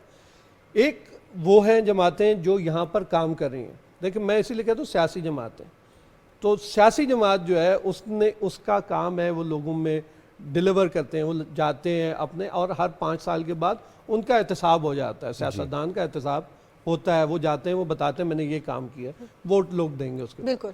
कुछ लोग नारे लेकर आते हैं और वो चाहते हैं कि मैं नारे पे ही चलता रहूं, तो वो नहीं चलेगा। सही। शऊर जो है लोगों को, एक तो अच्छा है कि आया कुछ शऊर, लेकिन जो शऊर मैं ये समझ रहा हूँ कि जो पिछले 7 से 8 साल में आया है, वो ट्विटर पे बदज़बानी का शऊर आया है, वो फेसबुक पे गालम गलोच का शऊर आया है। सही। जैसे शहरयार खान साहब, आपका कहने का मकसद ये है कि अवाम को चाहिए वोट लाजमी दे। सोशल मीडिया पे तो हम एक्टिव होते ही हैं, लेकिन वोट की ताकत जो है, सबसे बड़ा एहतसाब ही वोट होता है और ये करना चाहिए। बहुत शुक्रिया। वोट ज़रूर डालें, सारे के सारे वोट डालने के लिए जाएं। दूसरा, लोगों को चोर कहने के बजाय हम सब, मुझ समेत, आपके लिए, सारे जितने लोग यहाँ पर बैठे हुए हैं, जो लोग देख रहे हैं प्रोग्राम, उनके लिए एक ये है कि लोगों को आप चोर कहते हैं जो कम सीमेंट डाल के सड़क बनाता है, वो भी लोगों को कहता है कि वो चोर है। सब्जी वाला जो तोल कम कर रहा है वो भी चोर है। हमने अपने आप को देखना है। बहुत शुक्रिया न्यूज़ ब्रेक की तरफ बढ़ना है। शहरयार खान साहब बहुत शुक्रिया। तरफ चलेंगे और न्यूज़ ब्रेक के बाद वापस आएंगे तो कुछ मजीद इंटरेस्टिंग न्यूज़ हैं जो हम आपके साथ शेयर करेंगे।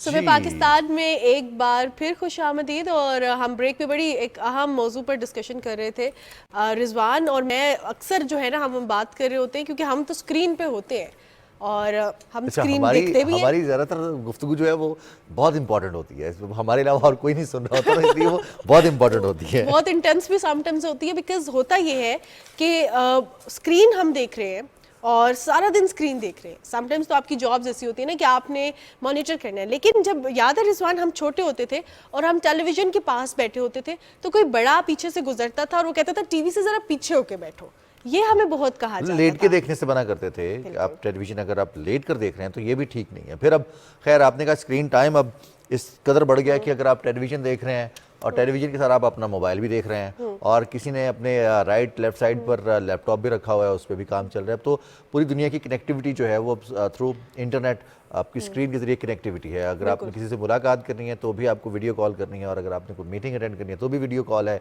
अगर आपने कुछ नहीं करना, सिर्फ स्क्रॉलिंग करनी है सोशल मीडिया पर, खबरें देखनी है तो भी आपके सामने स्क्रीन ही है जिसकी ब्राइटनेस आपके कंट्रोल में है। लेकिन वो ब्राइटनेस किस हद तक खतरनाक हो सकती है, वो आंखों को कितना मुतासिर करती है, खास तौर पर अगर हम बच्चों की बात करें तो बच्चों में आजकल जो रुझान है, बहुत सारे पेरेंट्स की ये ख्वाहिश होती है कि बच्चे उन्हें तंग ना करें और उनसे तवज्जो तलब ना करें। बच्चे जो कर रहे हैं वो या तो खेल कूद करें या फिर कहीं आराम से बैठ जाए, ताकि जो पेरेंट्स काम कर रहे हैं वो आराम से कर सके। अगर पेरेंट्स ने आराम भी करना है आधे घंटे के लिए, घंटे के लिए, अगर थोड़ा सा लीन ऑफ करना है तो उसके लिए भी वो बच्चों को मोबाइल दे देते हैं कि इस पर वीडियोस देख लो, इस पर गेम्स खेल लो। बिल्कुल जनाब, फिजिकल एक्टिविटीज़ नहीं है, जो इंडोर एक्टिविटीज़ हैं उनमें सबसे बड़ी एक्टिविटी, सबसे ज़्यादा time taking activity screen time है बच्चों। बिल्कुल जनाब। और अगर हम बात करें रावलपिंडी की तो कुछ अर्से पहले कैंसर के चंद केसेस सामने आए और एक साल के दौरान अगर बात की जाए तो इन केसेस में ज़रा जो है इजाफा भी हुआ है। बहुत सारे लोगों को शायद इस बीमारी के हवाले से इल्म नहीं है। हम कैंसर के हवाले से बात करते हैं तो हमारे माइंड में आते हैं एडल्ट, लेकिन बच्चों में आंखों का कैंसर, ये जो बीमारी है ये क्यों फैल रही है, क्यों जो है ये इतनी ज़्यादा हो रही है? क्योंकि जब हम बच्चों के हवाले से बात करते हैं तो हमारे माइंड में ऐसी कोई बीमारी आती ही नहीं है। इस बीमारी के पीछे रीजंस क्या है, इसका इलाज कैसे मुमकिन है? क्योंकि कैंसर का इलाज पेनफुल भी होता है, फिजिकली भी और मेंटली भी। तो बच्चा क्या इसको टॉलरेट कर सकता कितना है? खतरनाक है। और अगर किसी हम एडल्ट के बारे में बात करें, किसी बड़े के बारे में बात करें कि अगर खुदा न खास्ता कैंसर डायग्नोज हो गया है या फिर किसी डॉक्टर ने भी कैंसर के हवाले से शुबा जाहिर कर दिया है मानूर, तो उस वक्त भी किस कदर खौफनाक लगता है ये, जैसे कि ज़िंदगी का इख्तिताम हो रहा है। लेकिन अल्हम्दुलिल्लाह अब मेडिकल साइंस ने तरक्की की है, इन बीमारियों की शिफा भी है, इन बीमारियों का इलाज भी है, ट्रीटमेंट भी मौजूद है, डॉक्टर्स भी हैं जो कंसल्ट करते हैं, तो ये एक खुशाइन पहलू भी है। लेकिन कैंसर इटसेल्फ बहुत डेंजरस लफ्ज़ ये है। बिल्कुल जनाब। अब जो कैंसर के हवाले से हम बात करें और ख़ास तौर पे बच्चों में आंखों का कैंसर, इस पर बात करने के लिए हमारे साथ प्रोग्राम में एक्सपर्ट मौजूद है। हमारे साथ प्रोग्राम में कंसल्टेंट पीडियाट्रिक ऑन्कोलॉजिस्ट मौजूद हैं मिस तंजीला फ़रख, और उनसे हम आज जानेंगे कि बेसिकली ये कैंसर होता क्यों है। सबसे पहले तो आपको प्रोग्राम में खुशामदीद कहती हूँ। अस्सलाम वालेकुम। वालेकुम सलाम। मिस तंजीला, बच्चों में आंखों का कैंसर ये क्यों होता है, रीज़न क्या है? असल में जो बच्चों के ज़्यादातर कैंसर, अपार्ट फ्रॉम हम अगर आंखों के कैंसर की बात करें तो इसमें जो रीज़न आती है वो बेसिकली जेनेटिक्स, यानी हमारा जो जेनेटिक मटेरियल है उसके अंदर कुछ ना कुछ म्यूटेशंस, या मैं कोशिश करूँगी कि मैं आसान अल्फाज में, ताकि पेरेंट्स तक पैगाम पहुँचे, कि हमारी जो है कुछ ना कुछ जो जेनेटिक मटेरियल होता है उसमें टाइम के साथ कुछ चेंजेस आ जाती हैं। कुछ इनमें से चेंजेस होती हैं जो फैमिलीज़ में इनहेरिट होती हैं, और कुछ होती हैं जो एनवायरनमेंट की वजह से, मुख्तलिफ़ किस्म के एक्सपोजर्स, जिनमें दवाइयों का एक्सपोजर, कोई रेडिएशन का एक्सपोजर, कुछ ऐसी चीज़ें भी हो सकती हैं जिनकी वजह से आपका जेनेटिक मटीरियल में कोई मसला ऐसा आ जाए कि बाद में एज ट्यूमर प्रेजेंट कर जाते हैं, मतलब यानी एज कैंसर्स आ जाते हैं आँख के अंदर।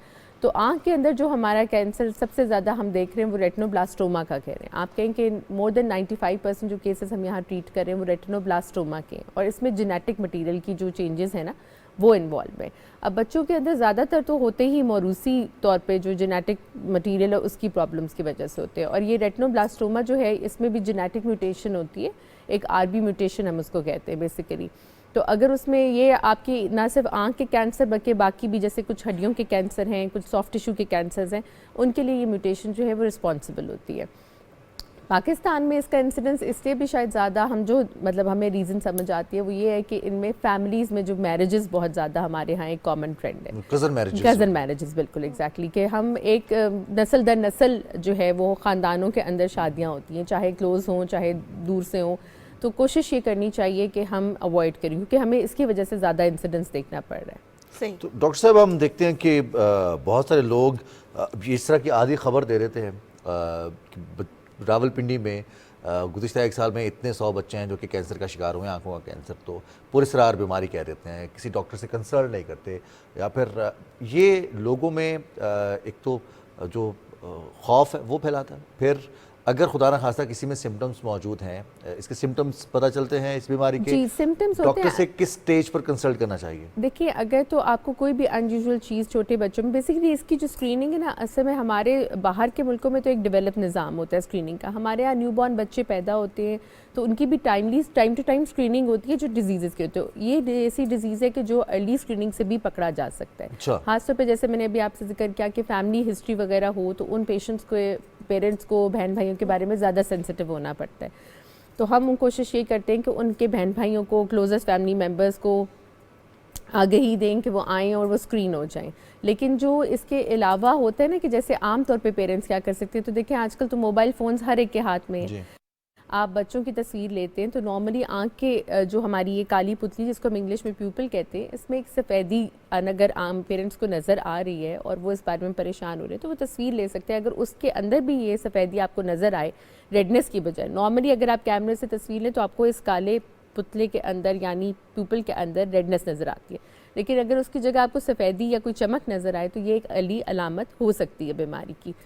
और इसके अलावा जो है, अगर कोई भी टेढ़ापन आ गया, पहले बच्चे की नज़र ठीक थी, उसमें कोई टेढ़ापन डेवलप होना शुरू हो गया, आँख का साइज़ बढ़ना शुरू हो गया, या आँख सिकुड़ना शुरू हो गई, या आँख के अंदर से कोई पानी बहुत ज़्यादा आना शुरू हो गया, तो आपको चाहिए कि आप अपने इन मतलब सिम्टम्स अर्ली साइन हो सकते हैं। तो जितनी जल्दी ये बीमारी पकड़ी जाएगी उतनी जल्दी हमारे लिए आसानी होगी ट्रीट करने के लिए। सही। अच्छा, आपने कहा आँख का साइज़ बढ़ गया, अब वो आंख का आउटर उसका साइज होता है या ओवरऑल आपके साइज pupil बढ़ का size जाता है होता आंख का। इसको हम अंग्रेजी में तो प्रोप्टोसिस कहते हैं कि आंख बाहर को आ रही है या उसका साइज बढ़ रहा है ना। लेकिन यूजुअली पेरेंट्स के लिए आसान जुबान में कि अगर साइज आपको दोनों आंखों के कंपैरिजन में एक आंख जरा ज़्यादा बड़ी लग रही है तो आप डॉक्टर से मशवरा कर लें कि उसमें डॉक्टर साहब, progress एक जो सबसे और खतरनाक, सॉरी आपकी बात करती हूँ, और नज़र आहिस्ता आहिस्ता बतदरीज बच्चे की कम होना, ये भी एक साइज ये बड़ी अलार्मिंग सिचुएशन है कि आंखों के कैंसर के हवाले से एक्सेप्टेंस कि हमारे बच्चे को कुछ हो सकता है, ये पेरेंट्स के लिए ये भी मुश्किल होता हाँ, है। ये और बहुत दूसरा, मुश्किल है। अगर खुदा ना खास्ता बच्चा कंप्लेन कर रहा है, अपनी आंखें मल रहा है, पानी निकल रहा है, या उसकी कुछ नज़र का अगर प्रॉब्लम आ रहा है, तो अगर वो कंप्लेन करता है तो जो बिल्कुल ही आईसाइट वाले डॉक्टर्स हैं, आंखों के डॉक्टर्स हैं जो सिर्फ आईसाइट चेक करते हैं, ग्लासेस दे देते हैं या चंद ड्रॉप्स दे देते हैं, प्रॉपर इनकोलॉजिस्ट से कंसल्ट करना, ये वो डॉक्टर रेफर पहली करेगा? स्टेज पे जो स्क्रीनिंग है वो आंख के डॉक्टर ही करेंगे क्योंकि है। आंख के अंदर वो ही देख सकते हैं। और ठीक है। बच्चों का थोड़ा सा इस लिहाज से मुश्किल होता है कि बच्चे कोऑपरेटिव नहीं होते मुआयने के दौरान। तो कई दफ़ा अगर सस्पेशन हो, जैसे अब मैं आपको हमारा हॉस्पिटल का वर्किंग बताऊं, एक इंस्टीट्यूट की वर्किंग बताऊं, तो उसमें पहले नंबर पे जो पहला पर्सन हमारे पास फोर फ्रंट पे आता है वो हमारा ऑफ्थेमोलॉजिस्ट यानी आंखों का डॉक्टर ही है, क्योंकि वो मुआयना कर रहा है, अंदर देख रहा है। आंखों की कई बीमारियां एक तरह से भी प्रेजेंट कर सकती हैं। बेसिकली हमारा मकसद तो ये कि सेंसिटिविटी आए, वो स्क्रीन हो जाके, और इस चीज़ को, वो सिम्टम्स को पीछे ना पुट करें। डायरेक्ट पीडियाट्रिक ऑन्कोलॉजिस्ट के पास आने के लिए अगर वो मेरे पास आएंगे भी तो मैं सबसे पहले एक ऑफ्थेमोलॉजिस्ट के पास ही उनको भेजूंगी कि आँख के अंदर मुआयना हो। और बच्चों का ये होता है कि कोई ज़रा सा भी सस्पिशन हो तो वो उनको छोड़ते नहीं हैं, वो उसको बेहोशी के ज़रिए दे के मुआयना प्रॉपर करके तसल्ली की जाती है बच्चे सही। के बारे में। अच्छा डॉक्टर तंजीला, हमने आपसे जाना कैंसर का अभी तक जो हमें समझ आई है, जो आपने हमें गाइड किया है, ये जेनेटिक होता है। जी, प्रोग्राम के स्टार्ट में भी हम जो बात कर रहे थे वो यही था, स्क्रीन टाइम। स्क्रीन टाइम भी क्या अफेक्ट करता है, क्योंकि बच्चे जो है वो खाना भी नहीं खाते अगर उनके हाथ में टैब ना हो, और माएँ भी क्या करें बिकॉज इतनी ज़्यादा डिस्ट्रक्शन है। अब तो स्कूल्स में भी बजाय वो आपको उस पे paperless, they are moving towards that, तो वो टैब्स पे आपको पढ़ा रहे हैं। फिजिकल जो व्हाइट बोर्ड होता था, वो नहीं रहा, ब्लैक बोर्ड, उसकी अब बजाय भी projector एलईडी आ गई है। बिल्कुल, अब सारी देखिए चीज़ें स्क्रीन तरक्कियाँ वाली तो होगी। ज़माने के साथ बहुत सारी होगी, लेकिन ये कि स्क्रीन टाइम का इस कैंसर के साथ एसोसिएशन को ये हमें अब तक नहीं पता चली। अच्छा। जो अगर मैं आपको लिटरेचर और एक्सपीरियंस से बताऊं, हाँ ये ज़रूर है कि स्क्रीन टाइम से बच्चों में बिहेवियर प्रॉब्लम्स बहुत ज़्यादा आ रही हैं। जैसे हम एग्रेशन कहते हैं वो बहुत आता है, आपका फोकस टाइम बच्चों का बहुत कम हो गया है। हम अपना भी फोकस टाइम देखें तो हम जो कि बहुत ज़्यादा स्क्रीन एडिक्शन के अंदर चले गए ना, तो हमारा अटेंशन स्पैन बहुत कम हो जाता है। और हमने कई दफ़ा ये ऑटिज़म के बच्चे जो न्यूरो बिहेवियर प्रॉब्लम्स के साथ होते हैं उनमें ये स्क्रीन टाइम की एसोसिएशन देखी गई है। तो ये तो रिकमेंडेशन है बाहर से भी है, और ये भी है कि कोशिश करें स्क्रीन टाइम कम करें, एक्टिविटी बच्चों की ज़्यादा और स्क्रीन टाइम कम। तो ये जो बच्चों में आंख का कैंसर है, ये बड़ों में भी किसी भी उम्र में जाके हो सकता है? हो सकता है, जेनेटिक्स में होते हैं। इसमें 2 तरह की म्यूटेशंस हैं। जैसे मैंने आपसे जिक्र किया कि बहुत ज़्यादा फैमिली में मैरिजेस हों तो असल में एक ही तरह के जेनेटिक्स को अपने आप को एक्सप्रेस करने का मौका मिल जाता है। और दूसरी तरफ कुछ होती हैं जो स्पोरेडिक म्यूटेशंस होती हैं, और ये हमारी किसी भी इन्वायरमेंटल फैक्टर जो कई दफ़ा हमें पता भी होंगे और नहीं भी पता होंगे, उनकी वजह से इनमें कोई चेंज आ जाती है। जैसे हम किसी बंदे का कोई रेडिएशन एक्सपोजर हो गया बहुत ही रेयर किस्म का और उसकी वजह से उसकी जीन म्यूटेट कर गए तो फिर ये ट्यूमर आ सकता है। लेकिन ज़्यादातर जो केसेस होते हैं वो फेमिलियल होते हैं, यानी इन्हीं फैमिलीज़ का कोई ना कोई म्यूटेशन का सिलसिला चल रहा होता है जिसकी वजह से वो प्रेजेंट कर जाते हैं। सही। अच्छा डॉक्टर तंजीला, अब let's move towards the treatment. जी, कैंसर जो है, कैंसर का ट्रीटमेंट अगर बड़ा भी करवा रहा हो तो इट्स वेरी पेनफुल। क्या बच्चे का भी उसी तरह ट्रीटमेंट होता है, उसकी भी सर्जरीज होती हैं वैसे ही? देखिए जो हम कैंसर के पेशेंट्स देखते हैं ना, उनकी हमारी ट्रीटमेंट के जो आंख के कैंसर के रेटिनोब्लास्टोमा के हवाले से अगर आपको मैं बताऊं तो इसमें 2 पार्ट्स हैं। एक सर्जिकल टीम है जो असेस करती है और प्लान करती है, और हमारा जो पार्ट है हम कीमोथेरेपी से रिलेटेड है। जैसे आपने एक आम फहम ज़ुबान में सुना होगा जो कैंसर की अद्वियात लगती हैं जिनको हम कहते हैं जी। तो जो कैंसर की अद्वियात होती हैं ये ऑब्वियसली इनके साइड इफ़ेक्ट्स होते हैं और ये काफ़ी टफ मेडिकेशन होती है। मैं अपने पेशेंट्स को भी बताती हूँ कि देखें ये बिल्कुल ऐसे तो नहीं है कि जैसे बड़े बंदे को अगर आप ये दवाइयाँ लगाएंगे तो उसकी भी जो है इम्यूनिटी, उसकी लाइफस्टाइल, उसका खाना पीना, ये सब चीज़ें इफेक्ट होती है। उसी तरह बच्चा भी जो है वो, अब बच्चे के साथ ये प्रॉब्लम होता है कि बच्चा ज़्यादा वर्बल नहीं होता, वो अपने बिहेवियर से आपको समझाता है चीज़ें, तो आपको पेशेंस का लेवल बहुत ज़्यादा रखना पड़ता है। और ये हम दोनों असल में हमारे अल-शिफा ट्रस्ट आई हॉस्पिटल में सबसे अच्छी बात ये है कि अंडर वन रूफ हम सब कुछ मतलब इकट्ठे एक मल्टी डिसिप्लिनरी टीम अप्रोच है जिसमें मैं भी होंगी और मेरे साथ एक जो है वो स्पेशलिस्ट टीम भी है ना जो सर्जिकल एस्पेक्ट को देखते हैं। तो हम कोशिश यही करते हैं कि अर्ली केसेस हों और अल्हम्दुलिल्लाह से विजन बच सकती हो, तो हमारी पूरी कोशिश होती है कि हम विजन की सेफ्टी ज़रूर रखें मद्देनज़र कि बच्चे की आँख मुतासर ना हो। लेकिन कुछ केसेस ज़ाहिर बात है क्योंकि हमारे यहाँ इलाज मुआलजे में ताख़ीर है, सहूलियात में ताख़ीर है, तो 90% से ज़्यादा बच्चे जो मैं देख रही हूँ उनमें से वो डिलेड केसेस में आते हैं। और फिर सूरत हाल में हमारी कोशिश तो यही होती है कि आँख बचाएं, लेकिन अगर आप दोनों तरफ हो तो हम पेरेंट्स को प्रॉपर काउंसलिंग करते हैं, एक तरह की सपोर्ट प्रोवाइड करते हैं, साइकोलॉजिस्ट की सपोर्ट है बच्चों के लिए। हम जब इस दौरान कीमो लग रही होती है उस तजर्बे को हम कहते हैं कि कम से कम बच्चों के लिए वो तकलीफ दे हो, उस दौरान हम उनको बुक्स, टॉयज़, टीवी इस तरह थोड़ा बहुत इंगेज कर देते हैं बच्चों को ताकि वो उधर आना पसंद करें और उनके लिए वो जो 3 से 4 घंटे का प्रोसेस है जिसमें वो इंजेक्शंस लगवाने वो कम पेनफुल हो। तो बच्चे की बिहेवियर और साइकी के साथ जो है ना वो करना थोड़ा उस टाइम में डिफ़िकल्ट हो जाता है। बिल्कुल। तो ये जो डिलेड केसेस हैं ये आपने कहा कि ज़्यादातर रिपोर्ट होते हैं और आई थिंक हमने बिल्कुल आगाज़ किया था कि बहुत सारे पेरेंट्स इस चीज़ को इग्नोर कर देते हैं कि कुछ नहीं हो सकता।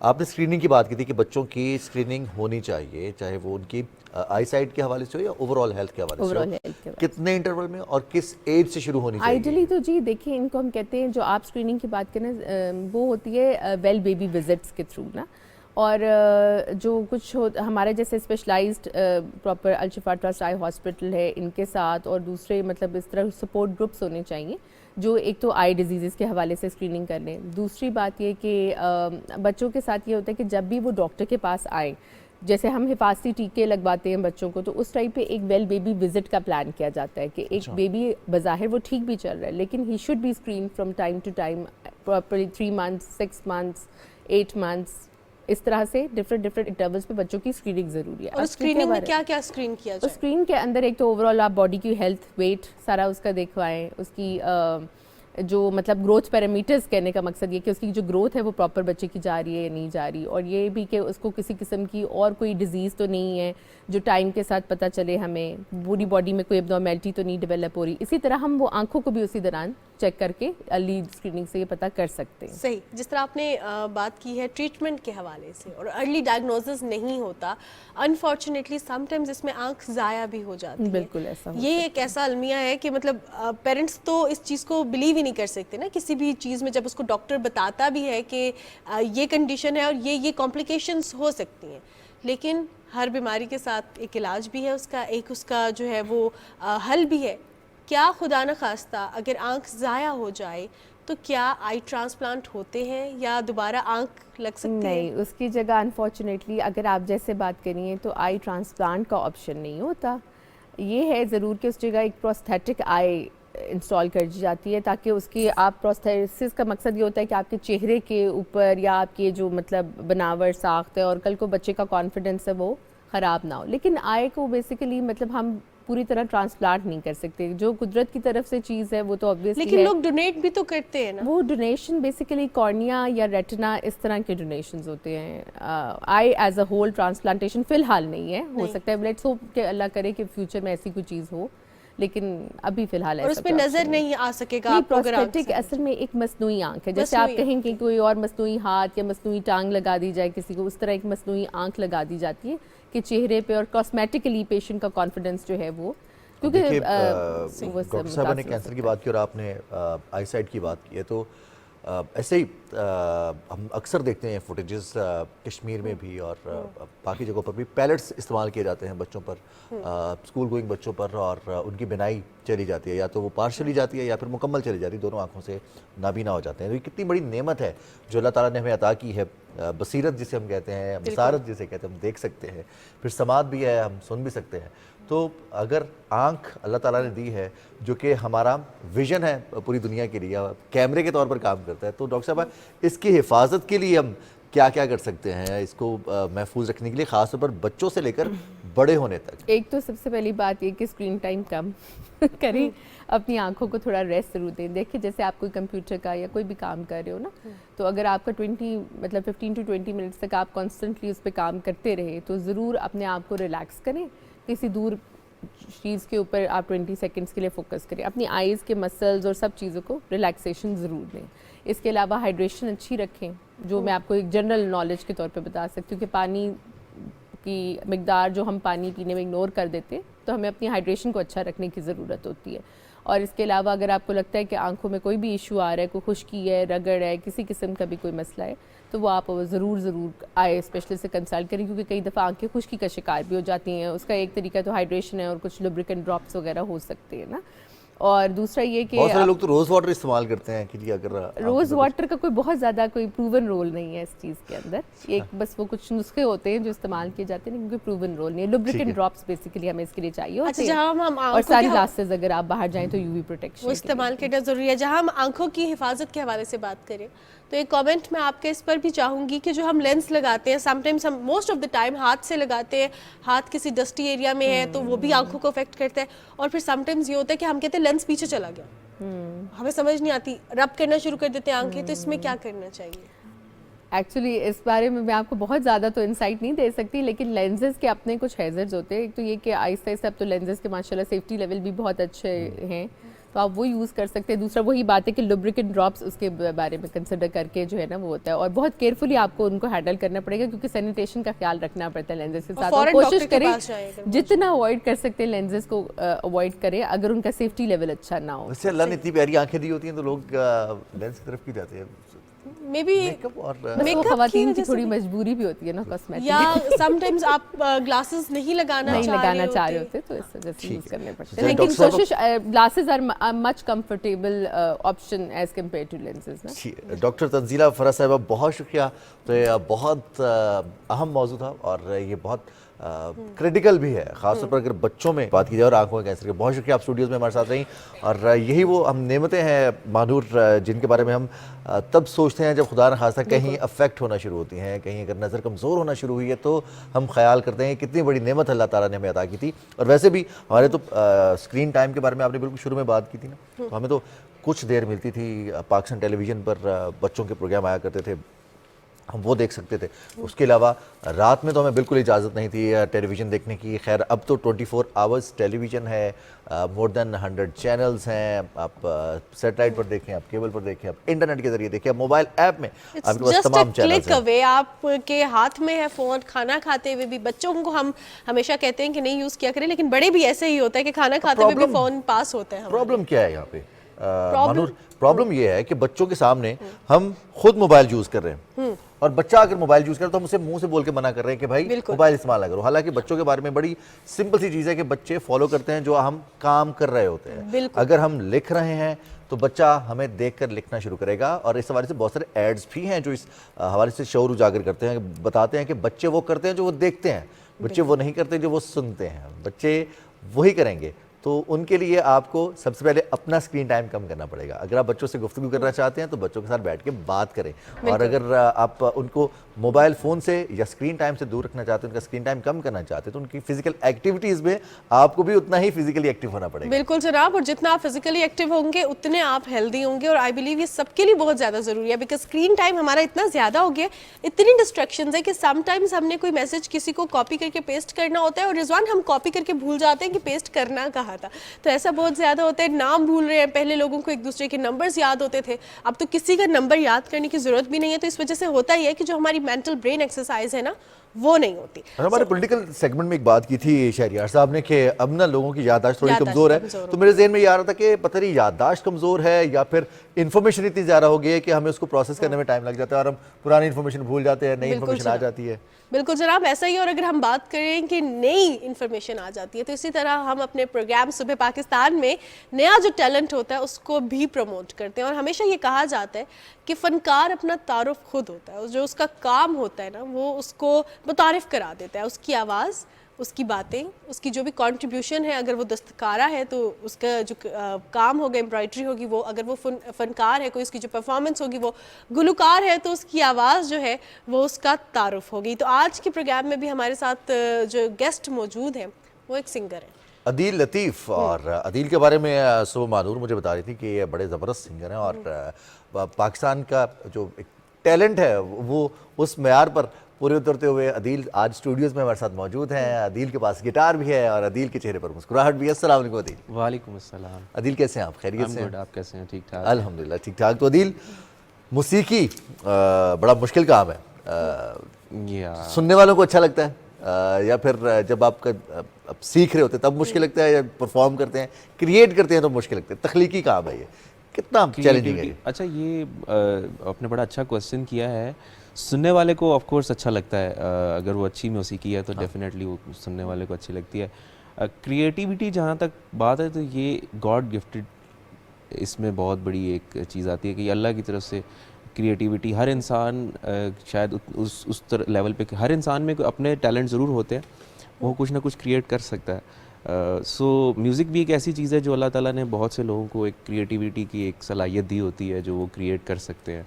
और बेसिकली मेरे ख्याल से म्यूज़िक हमारे इर्द गिर्द हर चीज़ में होता है, उसको वो feel everything around us is music.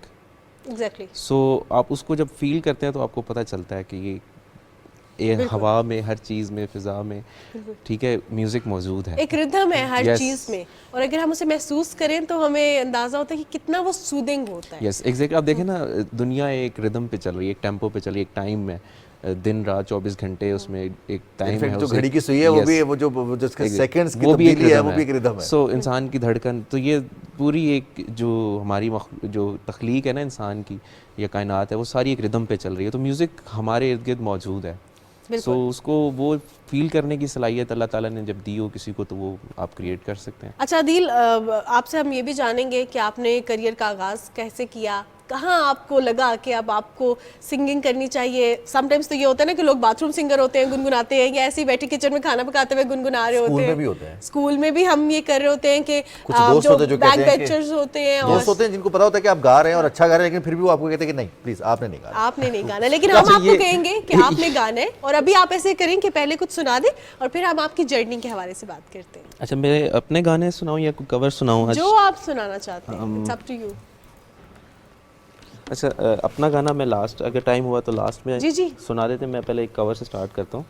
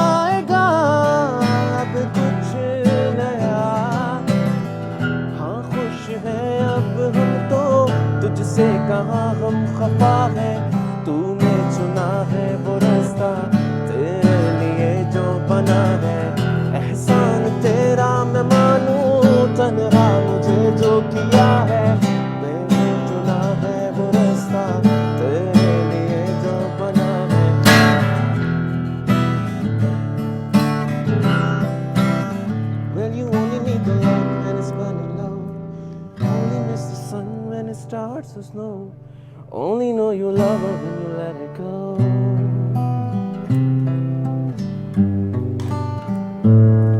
Only know you've been high when you're feeling low. Only hate the road when you're missing home. Only know you love her when you let it go. And you let it go. And you let it go. वाह क्या क्या बात है जबरदस्त है। और अदील ने मुस्तफा जाहिद को मिक्स किया। मुझे तो वो क्या कहते हैं ना कि अपने अंग्रेजी गाना शुरू किया, मैंने कहा ये अंग्रेजी गाना और अंग्रेजी म्यूजिक, लेकिन जब आपने खासतौर पर मुस्तफा जाहिद का वो पीस उसपे Yes. कवर्स की ये आपको मौज होती है कि कवर्स में आप ना जितने आपने वो क्या Mashups covers करने होते हैं, mashups आप करने कर होते सकते हैं, हैं। मैशअप्स भी बन जाते हैं। तो इंस्पायर किसने किया अदील आपको? क्यों अच्छा, आपने music पहले ही भी एक क्यों? क्वेश्चन पूछा था, वो भी उसका भी आंसर करूंगा और इंस्पिरेशन की भी बात करते हैं। आपने पूछा था कि स्टार्ट कहाँ से स्टार्ट किया, कहाँ से लिया था। सो वेल, बाथरूम सिंगर मेरे ख्याल से तकरीबन हर कोई होता है और I was since my childhood. और अगर मैं कुछ स्कूल में सुनता था कोई मेलोडी स्कूल असेंबली में, तो वो पूरा दिन मैं गुनगुनाता था। सो बट कभी म्यूज़िक को एज ए प्रोफेशन और इस तरह से करने का सोचा नहीं था। लेकिन कॉलेज लाइफ में आके फिर कुछ चीज़ें चेंज हुई। I met some friends and they were into music, they used to play guitars, so that inspired me a lot कि मैं भी यार प्ले करूं, और शौक तो था ही। So then I started learning guitar. I bought my first guitar at that time back in 2014।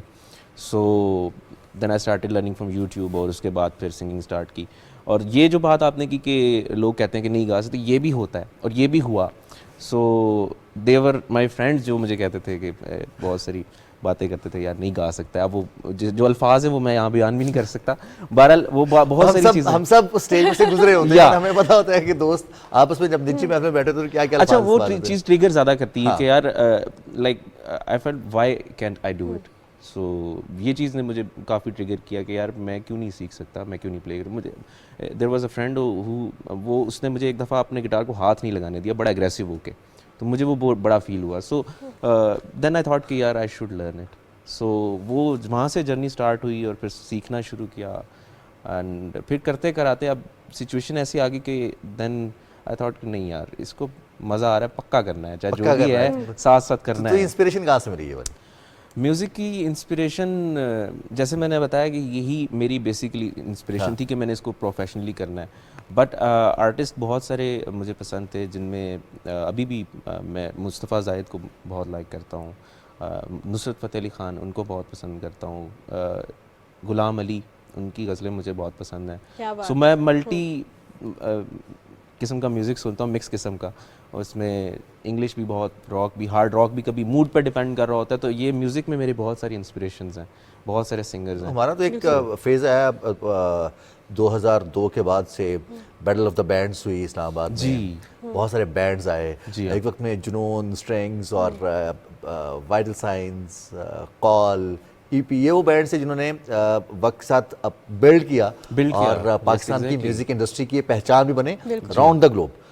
फिर उसके बाद बहुत सारे हमारे नौजवान आए जो इन्हीं सिंगर्स के वो जो सेट पैटर्न्स थे बैंड्स के, वही ट्यून्स और फॉलो करते हुए बैंड्स बनाने की कोशिश की, लेकिन उस तरह से मानूर सक्सेस नहीं मिलती थी। अंडरग्राउंड बैंड्स की एक नई कैटेगरी आ गई थी। जी हाँ। तो आपका म्यूज़िक कितना डिफरेंट है उससे, और इस चीज़ को जो पाकिस्तान की आईडी है म्यूज़िक में, जैसे आपने खान साहब का जिक्र किया या गुलाम अली खान साहब का जिक्र किया, तो वो एक डिफरेंट क्लास म्यूज़िक की, बिल्कुल और फिर different ये एक class बिल्कुल बैंड्स, हाँ। प्रोग्रेसिव रॉक या अल्टरनेट रॉक और Totally हार्ड रॉक different है, म्यूज़िक, yes, ये डिफरेंट है। exactly.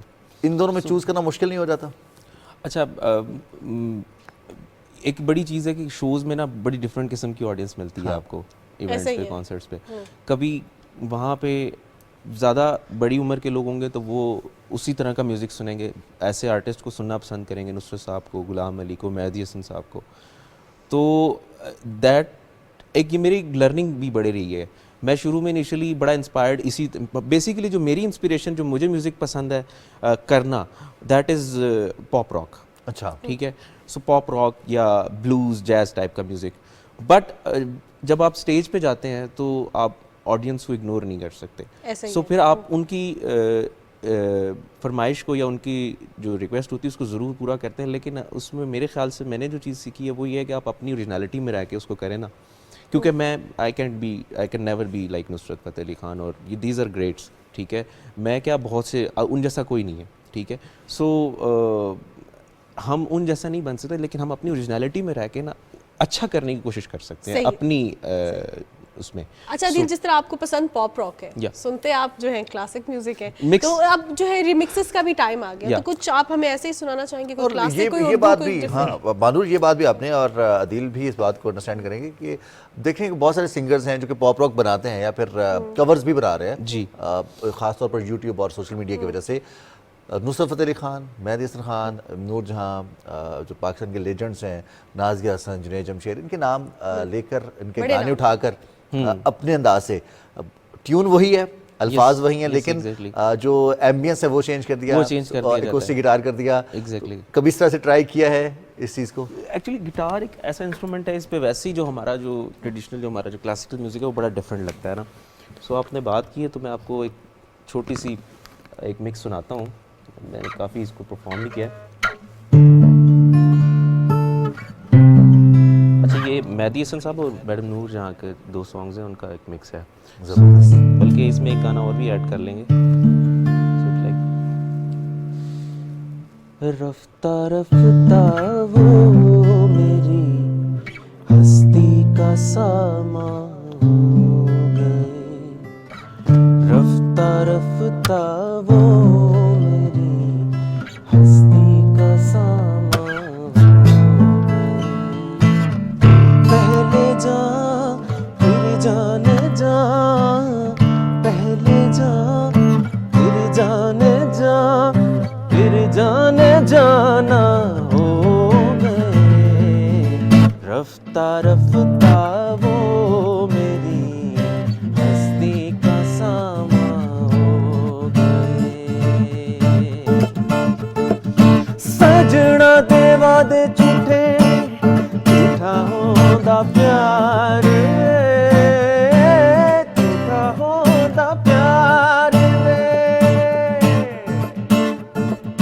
कर दे मुहब्बता खोल जाने हार वे, की एतबार जदों कहदियां ने मैनू सखियां, मैं था मर जानिया वे, मैं था मर जानिया, मैं था मर जानिया वे, मैं था मर जानिया, हाय हाय जदों होई सी मैनू मेरा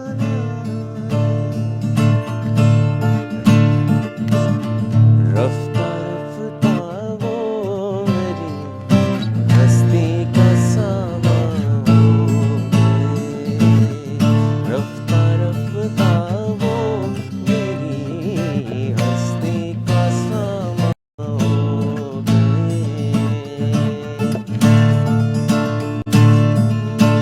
चाहत ऐसी है ये तेरी बढ़ती जाए, वाट ऐसी है ये तेरी मुझको सताए, यादें गहरी है इतनी दिल डूब जाए, और आँखों में ये हम न मिल जाए, राहों पे भी तू मुझ में कहीं बाकी है, आँखों में बन के आंसू तू चली आती है, रफ्ता रफ्ता वो मेरी हस्ती का सामा हो गई। वाह क्या बात है अदील, क्या ज़बरदस्त फ्यूजन था। आपने जो क्लासिक और पॉप सॉन्ग्स का क्या ज़बरदस्ती परफॉर्मेंस थी। हम जो है ना बड़े उसमें इंडल्ज हो गए थे, हमें समझ ही नहीं आ रहा था, एंड वी डोंट वांट कि ये एक्चुअली ये performance मेरी खत्म तरफ से भी रैंडम ही था। सो आई जस्ट ट्राइड के मतलब जो चीज़ हम लोग आपने कहा ना कि शोज़ में बेसिकली ये चीज़ करनी पड़ती है। अच्छा, so we try to capture all the बहुत सारे लोग ना बड़े टची होते हैं इस मामले में कि नुसरत फ़तेह अली खान का गीत है तो आप उसको वैसे ही परफॉर्म करें, क्योंकि बड़ा नाम है, क्लासिकल मौसीकी है, तो जिस तरह से उन्होंने अगर गज़ल गाई है तो उसको गज़ल के अंग में ही आपको पेश करना चाहिए। बहुत सारे लोग टची होते हैं इस मामले में। कुछ लोग होते हैं जिनको होता है कि यानी जिद्दत भी आनी चाहिए, आप गज़ल को गिटार पे ले आएँ, क्योंकि वो जो तबले से गिटार तक का सफर है ना, उसको एक्सेप्ट करना बहुत ज्यादा बेसिकली देखें, इंस्ट्रूमेंट इज़ इंस्ट्रूमेंट, चाहे वो कोई भी इंस्ट्रूमेंट है। आपने म्यूज़िक अगर करना है तो फील बेसिकली म्यूज़िक क्या है कि अगर आपने जो अल्फाज बयान किए अगला उसको अपने से रिलेट कर पा रहा है आपकी आवाज़ को सुन के, तो दैट्स वेयर यू सक्सीड। ठीक है, इसमें सजाद अली का एक बहुत मशहूर उनकी सीरीज़ है, बड़ी ज़बरदस्त सीरीज़ है, यूट्यूब पे पड़ी हुई है, और ये एक बेसिकली मिथ है जो ब्रेक उन्होंने की। बड़े अरसे से लोग, हम भी, मैंने जब स्टार्ट किया तो लाइक मुझे भी ये चीज़ बड़ी, मैं सोचता था कि यार लाइक अगर मैं नुसरत साहब जैसा या गुलाम अली साहब जैसा परफॉर्म नहीं कर सकता तो then I am not a singer. So no, यहाँ पे आके मुझे उनकी बातों से, जब उन्होंने वो सीरीज़ रिलीज़ की तो मुझे समझ आई, और फिर आई रियलाइज्ड लेटर ऑन कि नहीं, हर आर्टिस्ट जो है उसकी अपनी ओरिजिनलिटी है। Like Ali Azmat can not sing like Ustad Nusrat sahab, और Ali Zafar can not sing like them, but they all can sing in their own genre, और अपनी ओरिजिनलिटी में वो बहुत अच्छा उस चीज़ को परफॉर्म कर सकते हैं। सो मेरे ख्याल से एज लॉन्ग एज, चाहे वो नुसरत साहब की गाई हुई कोई चीज़ है या किसी भी क्लासिकल, या किसी भी, देखें कोई क्लासिकल सिंगर रॉक नहीं गा सकता, ठीक है। सो अगर आप उसको अपनी ओरिजिनलिटी में रह के फील और वो मैसेज अगले तक कन्वे कर रहे हैं जो वो फील कर रहे हैं, अगर वो आपकी आवाज़ को सुन के रिलेट कर पा रहा है ना अपनी फीलिंग्स को, सो मेरे ख्याल है वहाँ पे आप फिर तो अदील सर्दियों का मौसम है, और ये मौसम वैसे थोड़ा उदास होता है, इसमें सर्दी के मौसम में आप अगर सैड सॉन्ग बनाते हैं तो सैड सॉन्ग के बारे में तो ये कहा जाता है कि इसकी उम्र ही बड़ी तवील होती है, और हिट भी नॉर्मली सैड सॉन्ग्स जल्दी हिट हो जाते हैं। आपके कितने सैड सॉन्ग्स हैं? पहले तो ये कि कितने सॉन्ग्स आपने बनाए? मेरा पहला गाना कुछ बस सैड और थोड़ा सा मिक्स टाइप का है, वो मैंने रिलीज़ किया है कुछ अर्सा पहले, सो वो सुना देता हूँ मैं आपको। ठीक है, प्लीज। आज हमारे नाजरीन सुनेंगे कि अदील का गाना हिट है। आज हमारा स्टूडियो भी अदील के सुरों से गूंज रहा है।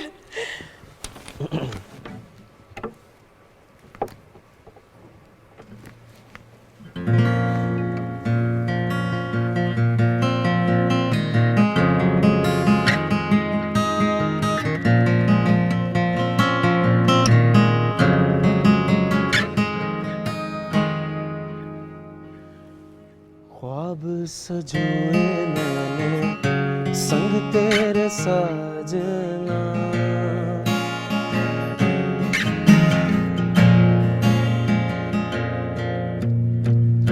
ख्वाब सजोए मैंने संग तेरे साजना, कोई न भाए मुझको बिन तेरे राजना, अब तू ही जिंदगी है, तू ही करार है, अब तू ही बंदगी है, तू ही फरियाद है, तेरे बिना मैं क्यों जीऊं, कि नैना मोरे भीग भीग जावे, कि नैना मोरे भीग भीग जावे, माहिया बे जब तू मुझे नजर न आवे, कि नैना मोरे भीग भीग जावे, कि नैना मोरे भीग भीग जावे, नाचना बे जब तू इन्हें नजर न आवे।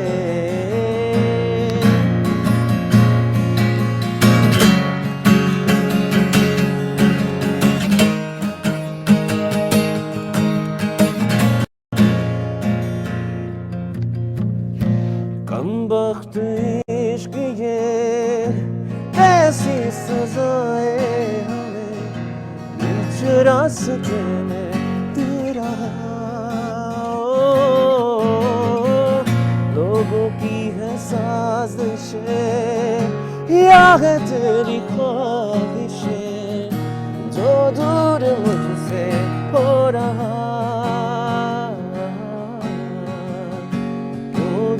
मुझसे हो रहा, के दूरियां न दिल सह पाए, के पल भर भी जिया न जावे आही आवे जब तू मुझे नजर न आवे के नैना मोरे भीग भीग जावे के नैना मोरे भीग भीग जावे ना जड़ावे जब तू इन्हें नजर न आवे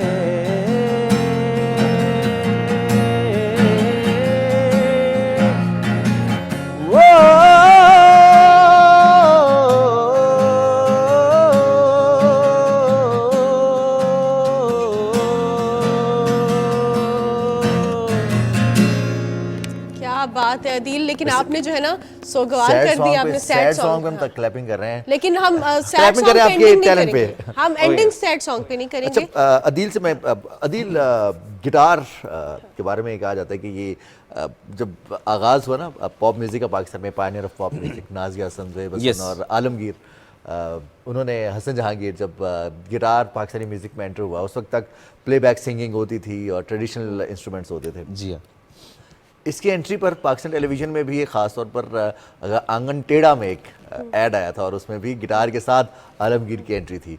एक्सेप्टेंस आती है तो अपनी यूनिकनेस की एक्सेप्टेंस कितनी रेजिस्टेंस फील होती है कि यार जो मैं करना चाह रहा हूँ उसको शायद लोग उस तरह से, जो कमर्शियल म्यूज़िक की एक्सेप्टेंस होती है आपकी यूनिकनेस को उस तरह से एक्सेप्ट नहीं किया जाता।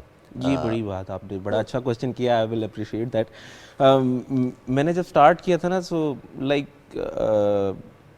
व्हेन आई स्टार्टेड लर्निंग 2014 की बात कर रहा हूँ, 14-15 की। सो वो एक पीरियड था कि तब मुझे इस चीज़ को बहुत मतलब मैंने फेस किया when I went into classical gatherings. So वहाँ पे मुझे ये चीज़ काफ़ी देखने को मिलती थी कि लोग जो हैं वो मुझे आगे से इस चीज़ को इतना एक्सेप्ट नहीं कर रहे होते थे कि लाइक ये क्या है यार, ये गिटार के साथ ये क्या गा रहा है, बेसुरा सा गा रहा है, लाइक सही सा खास बजा तौर पे रही है। यंगस्टर भी है तो जी जी। सो वो इतना ख़ास एक्सेप्टेंस उधर से मुझे नहीं मिलती थी और मैं बड़ा शुरू में डिसअपॉइंट सा होता या डिसहार्ट सा होता था कि यार ये क्या है, मतलब कुछ समझ नहीं आती थी initially. Later on I realize कि यार that is something which is my uniqueness that make me unique from the rest. So लेकिन अब तो बहुत अच्छे अच्छे आर्टिस्ट हैं, बड़े अच्छे अच्छे यंगस्टर्स आ रहे हैं जो बड़ा अच्छा इसी में music पहचान That's- बनाए रखना that's मुश्किल भी really होता है। जी हाँ, बहुत मुश्किल, कंपटीशन बहुत। देखें अभी प्लेटफॉर्म्स ऐसे बड़े अच्छे आ गए हैं, स्पॉटिफाई वगैरह के आने से हाँ। पाकिस्तान में बहुत ज़्यादा अब मौका भी और अच्छी चीज़ भी है। मैं कहूँगा कि हमारा जो पिछले कुछ साल पहले हम देखें ना तो हम पे बहुत ज़्यादा इन्फ्लुएंस दूसरे कंट्रीज़ के म्यूज़िक का होता था, लेकिन अभी हमारा अपना म्यूज़िक बहुत अच्छा, एक नया जॉनरा भी अब इन दिनों नए जॉनराज आ रहे हैं, नए नए आर्टिस्ट आ रहे हैं। और साथ में नए प्लेटफॉर्म से जो है आपको खुद भी अपनी शनाख्त बनाने के लिए जी, ना जी, जी। अब किसी पे डिपेंडेंसी नहीं है। सिंस हमारे पास Dependency टाइम बहुत कम है और यूजुअली अदील ये होता है कि हम किसी मोटिवेशनल कोट पे एंडिंग करते हैं, लेकिन आज हम चाहते हैं कि एक एनर्जेटिक से उसकी सॉन्ग पे रीजन करें। भी है ना एक, हाँ। हमारे जितने भी म्यूजिशियंस का या म्यूजिक हमने जिक्र किया खासतौर पर बैंड म्यूजिक का या फिर जो सोलो परफॉर्मर्स होते हैं उनका म्यूजिक फोकस होता है सोशल इश्यूज पर। कहीं ना कहीं वो नौजवानों की रहनुमाई भी कर रहे होते हैं, उनके लिरिक्स म्यूजिक नौजवानों को मोटिवेट भी कर रहा होता है। जैसे अदील ने कहा ना सजना के वादे झूठे, तो वो भी दैट वाज अ मोटिवेशन। सो वो पहले से जो है ना वो डिस्क्लेमर जिस तरह चल जाता है। तो अदील एक और डिस्क्लेमर चलाएं एनर्जेटिक सा और उसी पे हम एंडिंग करेंगे। एडवांस में हम जो है इजाजत चाहते हैं अपने नाजरीन से, अपनी मेजबान माहनूर कुरैशी और रिजवान अली को इजाजत दीजिए, कल इंशाल्लाह आपसे फिर मुलाकात होगी। अच्छा, आपने बैंड स्टाइल की बात की तो मुझे याद आ गया, तो मैं चाह रहा हूँ इसी पे, बड़ा Please. एनर्जेटिक गाना है, ईपी का गाना है। जी जी।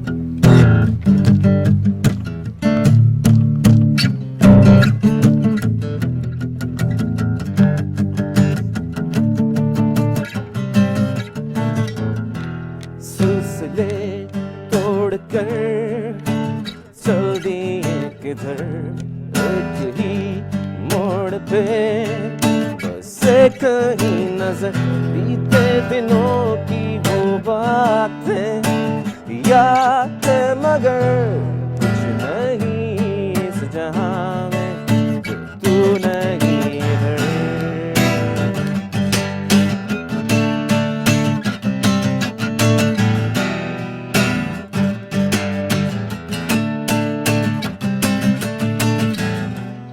एक मैं एक तू एक ही बसर, एक ही जान पे मरते हैं मगर भी दिनों की वो बातें, या है मगर कुछ नहीं इस जहां में जो तू नहीं इधर।